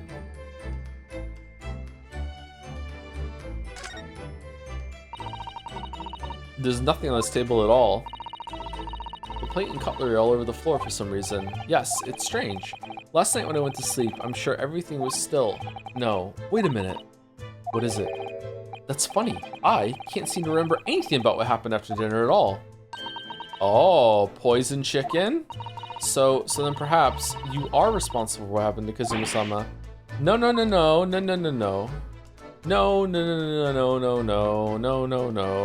Okay, this is toppled over. Will it tell me when I've inspected everything, do you think, or no? Saegi? The Japanese word for justice. The brushstrokes are straight and true, just like Kazuma. Straight, eh? Yes, his calligraphy was always a reflection of his heart. Yet can you really look at those characters without feeling shame knowing who drew them so thoughtfully? Of course I can. I mean, I'm innocent, so why shouldn't I be able to? Even though you stowed away on the ship? Now you're gonna bring that up, are you? I can't win. It was his idea. Okay, let's do sword and then we'll talk to people. That's Kazuma-sama's precious sword. He never went anywhere without it. Yes, he was always saying that a Japanese man's katana is his soul. Did he say that, or was his honor? I can't remember what word he said. I believe he had to work very hard to convince the government to allow him to bring it on this trip. I suppose it shows just how important it was to him. Now he's gone, but I'm not ready to let his spirit go just yet. Sorry, I'm taking my socks off. God, I hate wearing socks. Okay, let's talk to, oh wait, one last thing. When I went for help when the crewmen forced the door open, this bolt had been firmly closed. It's quite a small bolt and not particularly sturdy, and it just slides across to secure the door shut. But still, with the door bolted, there would be no way to get in or out of the cabin, that's for sure. It's no wonder everyone suspects me. Yeah, it's not looking good, Big Mac. I think we're fucked. And when she glares at me like that, I feel tense all up and down my spine. I remember reading once in a detective novel, the culprit used a needle and thread to draw a bolt from across the outside of the room in a situation like this. Oh, so you knew how to put the paper thing on your wardrobe then? Yes, that's a clever trick, isn't it? I'm an avid reader of detective stories myself. Of course you are. But the door of this cabin and its frame are made of metal, and they seal together perfectly. There would be no possibility of using that needle and thread trick here, I'm afraid. What? Sure you could. When she glares at me like that, I feel pins and needles all up and down my spine. Okay, I think that's everyone. Let's talk to Sherlock. Excuse me. Excuse me, do you have a moment? Shh. This is a critical point in my investigation.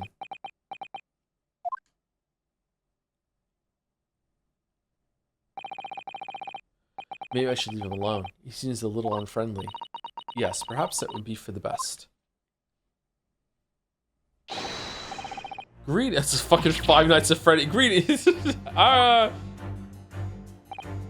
What exactly were you doing on Kazuma's desk just now?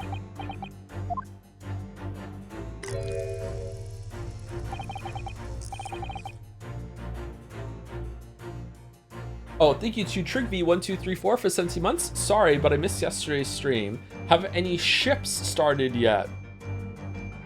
One has sailed and sunk already, unfortunately, yeah. Yep. Maybe it'll be another one now, we'll see. Ah, I see, fascinating. Sorry, what do you see? It feels like he's looking right through me. Oh yes, everything is clear now.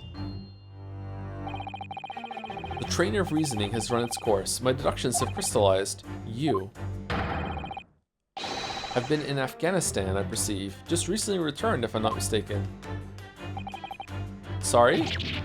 What? And now, whilst venturing toward foreign climes, you find yourself in a most troubling predicament. Oh, well, that's true at least. Thank you for the good subs, Acerec.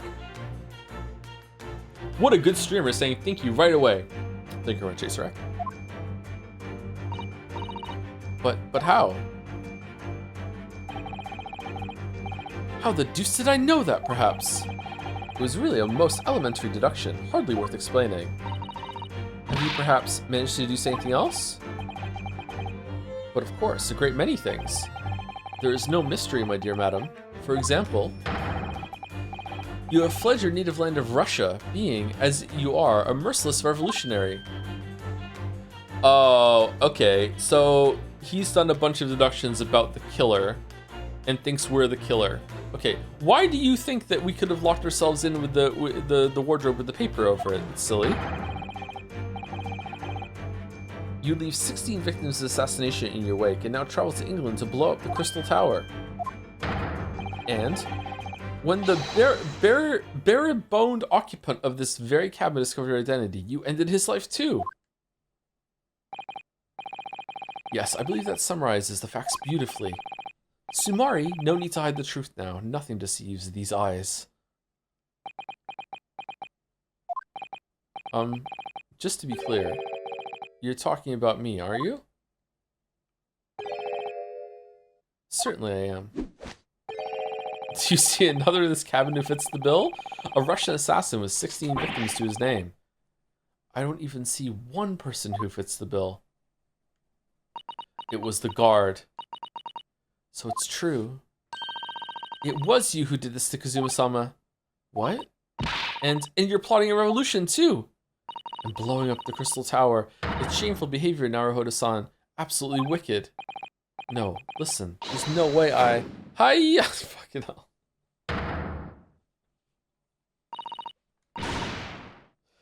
Now explain yourself. Tell me everything. This is ridiculous.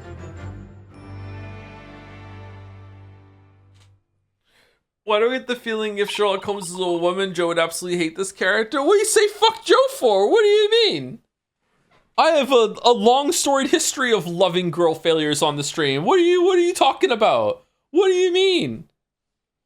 How could you do it? For pity's sake, open your eyes. I'm not a Russian revolutionary, obviously. You hate Erica? Erica is the Flanderization of the Sherlock character. What do you mean? Oh, forgive me. And as for you, what kind of deduction was that? You were just saying the first thing that came into your head. Ah, but was I not right? Whilst venturing toward foreign climes, you do find yourself in a most troubling predicament, do you not? Well, yes, maybe. Ha, there you have it, you see? What do you make of that, Well, to be honest,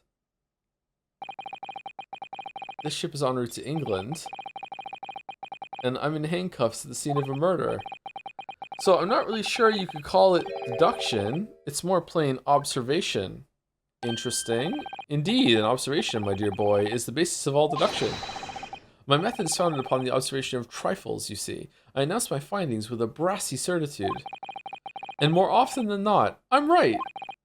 I don't think you introduced yourself. Ah, my apologies. How remiss of me.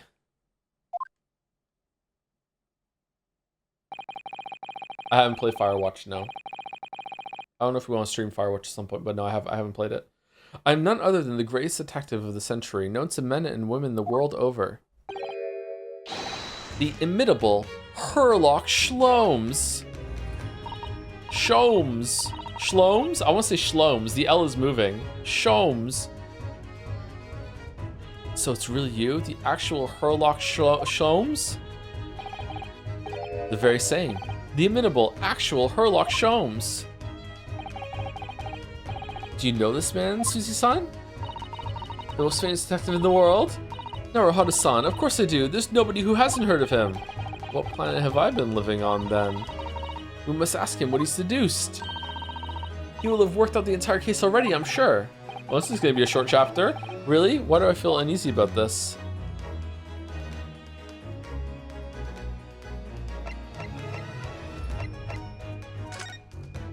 I'm a lawyer. Oh, shit. I'm a student.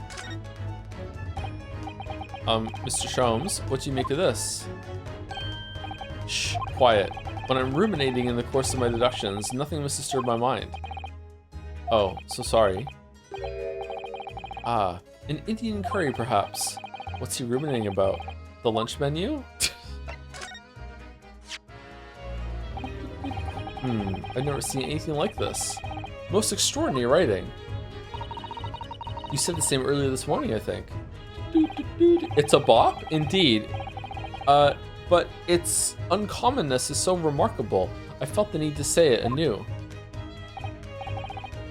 Yes, I do believe. These characters may be a crude attempt at a Japanese script. What? Mr. Naruhodo, I don't like to be the one to tell you this, but I think Mr. Sholmes is trying to say that your handwriting is a little untidy. Is he making fun of me? Oh, that was it. Okay. Sholmes is pronounced the same as Joms? Sholmes. Sherlock Sholmes? Oh, chat's mad. Well done, chatter. Well done. Well done. So, you're a great detective, are you? Sorry, what was your name again? Indeed, I am none other than the one and only Sherlock Sholmes. Oh, I see. You're German? Sherlock, was it? No, no, I have no hair. I mean, I have hair. Please call me Sholmes. You can read all about my exploits in this exciting London publication. Oh yes, Rant's magazine, full of wonderful short stories and interest articles from Great Britain. I never miss an issue. I have sent it from England especially. Oh yes, here it is. The Adventures of Sherlock Sholmes. So, you're the protagonist of a series of short stories then? Indeed I am. And you've read so many of your own stories, you've started to think you really are a detective? I think Great Expectations was released in magazines like that too. One installment at a time. That must have been a fucking horrible way to read Great Expectations, let me tell you. Make no mistake, I'm not the poor, deluded fellow you take me for. Your inference is backward. Backward? My trusty biographer records my greatest detecting achievements and chronicles them in the magazine. You have a biographer? Do you? Doesn't everyone? Mine goes by the name of Dr. Wilson, presently keeping shop in London. Dr. Wilson? He doesn't know? I must say, thanks to that publication, I've been fantastically busy of late. What is this pose? Why, this very moment I am returning from Asia, having solved the mystery of a cursed royal crown. Really? I can't work out whether I should take this man seriously or not. Deduction, you see, is to me a science, logical reasoning in its purest form. Science? Really? The astute observer notices even the most subtle of reactions in the subject. A furtive glance, a twitch of the muscle, a slight inclination of the posture. Fingernails, arm sleeves, furrows of the skin. All these things are data. I can't see the word furtive without thinking of the pygmy. So I guess they were wrong, huh? Right. And the trained logician makes deductions from this data in the blink of an eye. The ultimate conclusion is, without fail, the truth. As I demonstrated only a few short moments ago, how can you look me in the eye and claim that? So, you see, I have a turn both for observation and for deduction and fame. A turn? That is what makes me the one and only Sherlock Sholmes.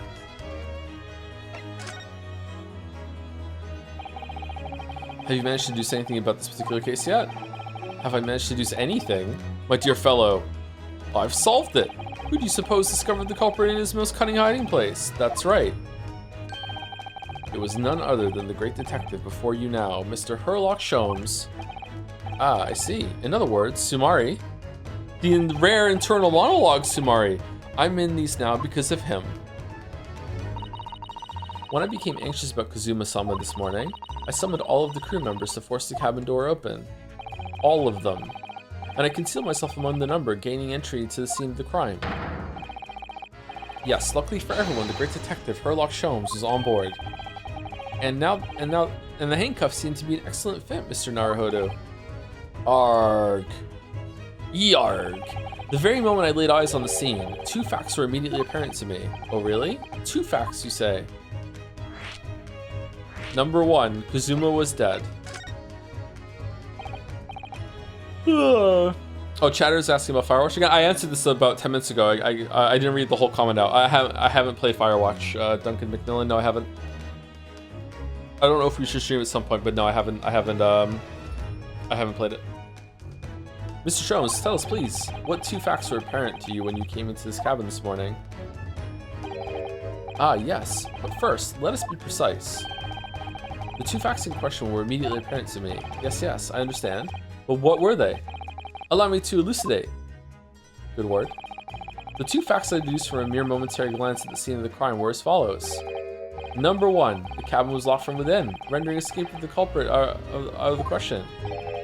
Number two, the victim was Russian and killed following a dispute with an acquaintance. Okay, so the bit is that he's bad, or is this an imposter, Sholmes, or what? Hold on, Mr. Sholmes. What made you think the victim was Russian? Observe the dying message left by the victim on the floor.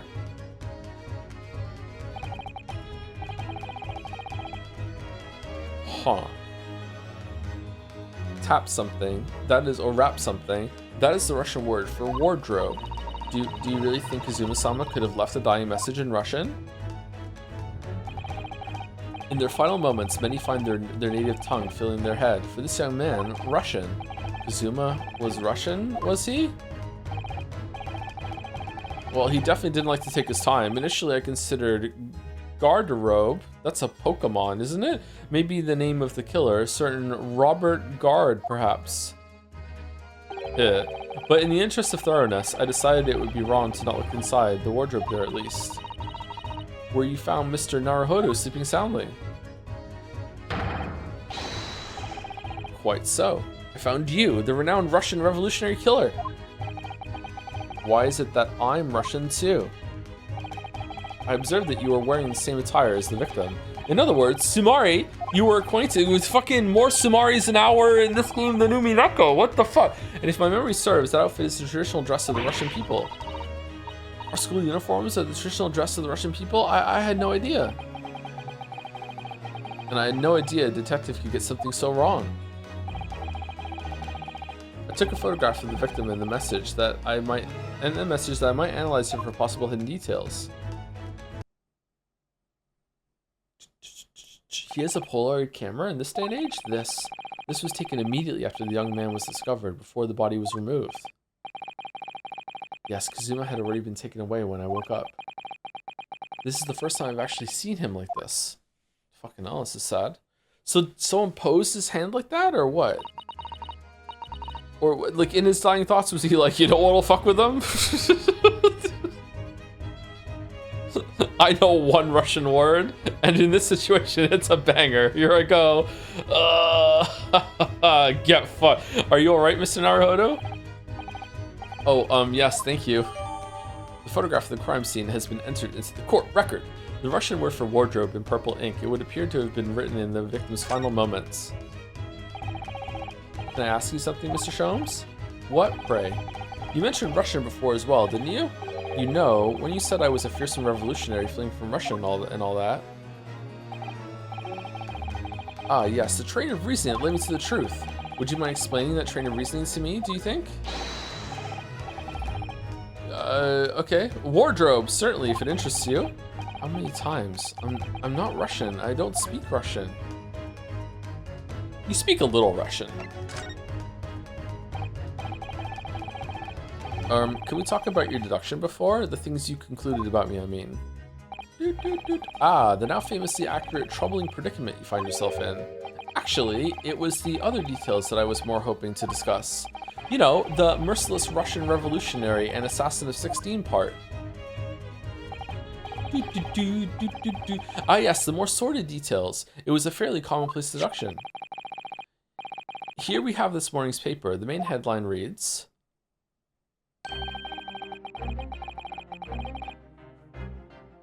Did the two witnesses from last time merge together? Revolutionary villain Bolshevik flees Russia via Shanghai.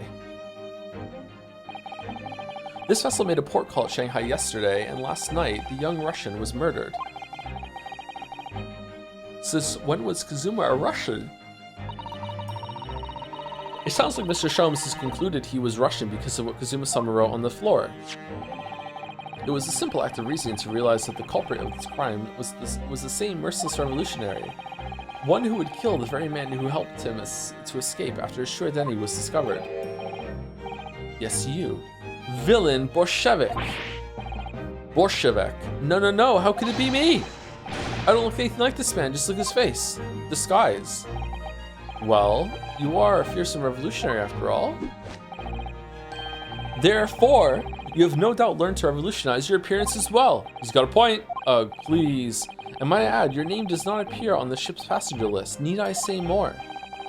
Well, that's because I'm a stowaway. What about the other details? The 16 victims of assassination and blowing up the Crystal Tower. Ah, yes, the journalist clearly interviewed the man and printed all those particulars in the article. The deeds the man has perpetrated, thus far, and those he is plotting. Perpetrated. Yes, everything about this revolutionary Bolshevik was included. There can be no mistake. This music reminds me of something. A Chrono Trigger song, maybe? Do revolutionaries usually agree to interviews with newspaper reporters, I wonder? And what about the part where you said I was just returning from Afghanistan? Also quite clearly stated here in the article. Bolshevik is recently returned after a period of subversive activities in a war-torn region of Afghanistan. Where even is it anyway? This Afghanistan place. Here, take the paper for yourself, as a little memento of this great deduction. You just read something in the paper, bro. Oh, thank you. I've absorbed all that is of interest to me within its pages, but I see no rubbish bin nearby. The article about the revolutionary has been entered into the court record. An article on the front page of a Russian newspaper. The headline reads, "Revolutionary villain Bolshevik flees Russia via Shanghai." And you may find the article on the back page of the interest as well. On the back? Cast your eye over it sometimes, the interest takes you, though you may need someone to interpret. It's all written in Russian. Couldn't hope to read it.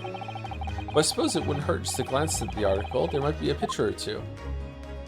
Or Deduction Memorial Day? That's nice. Oh, man. I am really tired all of a sudden. Oh, sure. I got more sleep last night, and I got up at 4:30, 5, something like that. Before we started, you were examining Kazuma's desk, weren't you? Kazuma? Ah, yes, the victim. Did you notice anything useful? Anything at all? Observe for a moment the desktop of the victim. We see that the victim was engaged in penning some text. London diary. Kazuma was keeping notes of the trip. But I don't think you should read his private writings. It could upset people. Hiya! On guard. Tragic, and something you ought to perhaps elucidate before the act of reading. You mean you've read it already? It is my business to know what other people do not. Yes, believe it or not, I know a smattering of Japanese. Oh, I see. Well, you're about to know what a Susie takedown is. Susie-san, aren't you going to throw the detective with one of your trademark takedowns? I'm sorry, Naruhata-san. What on earth do you mean? Life is unfair. Anyway, to return to the matter at hand, namely this diary belonging to the victim, it would appear the final sentence is incomplete, as if the author were cut short. Tell me, what is the nature of the writing? Pray, be precise as to details. Oh, but I thought you knew Japanese. A smattering, dear boy, a smattering. Sayonara, bonsai, Mikado, Nado, Nado, I trust you're suitably impressed. But this diary is littered with complicated looking characters of which I can read precisely none. So what was all that showing off of it before then? If you'd be so kind as to show me, I would be happy to read it to you, Mr. Sholmes. I'm much obliged, my dear madam. The final entry here is Kazuma-sama's diary. Sorry, its final entry here in Kazuma-sama's diary consists of just two short sentences. The first reads, 1:23 a.m. I can hear a faint whistling sound. A whistling sound? Why the fuck would he be writing that? These are very deep waters. Pray, go on. The second sentence reads, 1:35 a.m. What looks like some sort of speckled band is dangling from the ventilator grill. Was it bait so you go over there and then get shot or something? A speckled band? What on earth does that mean? What does that mean? I have no idea. I've never heard that expression before.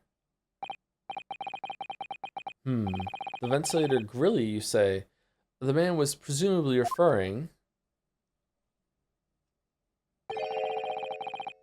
to the lattice there on the wall, which connects to the adjoining cabin. Who knew the word? Yes, the adjoining cabin. Kazuma's diary has been entered into the court record. A diary Kazuma was keeping on of his trip to London. According to the last entry he made before his death, he spied what appeared to be a speckled band.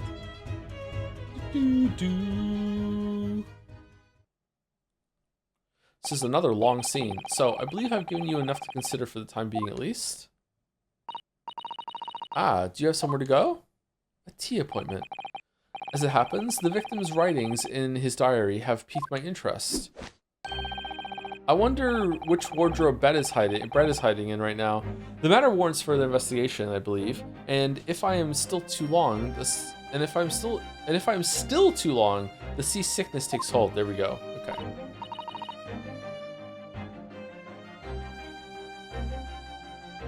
Oh, I suppose. You're thinking of investigating the cabin next door, which the ventilator connects to? Great detectives are a curious breed. Our minds rebel at stagnation. We crave mental exaltation. So, yes, I intend to investigate. Hence, the truth will become clear soon enough. Do you think perhaps that we could go with you? No, that would be somewhat complicated. What?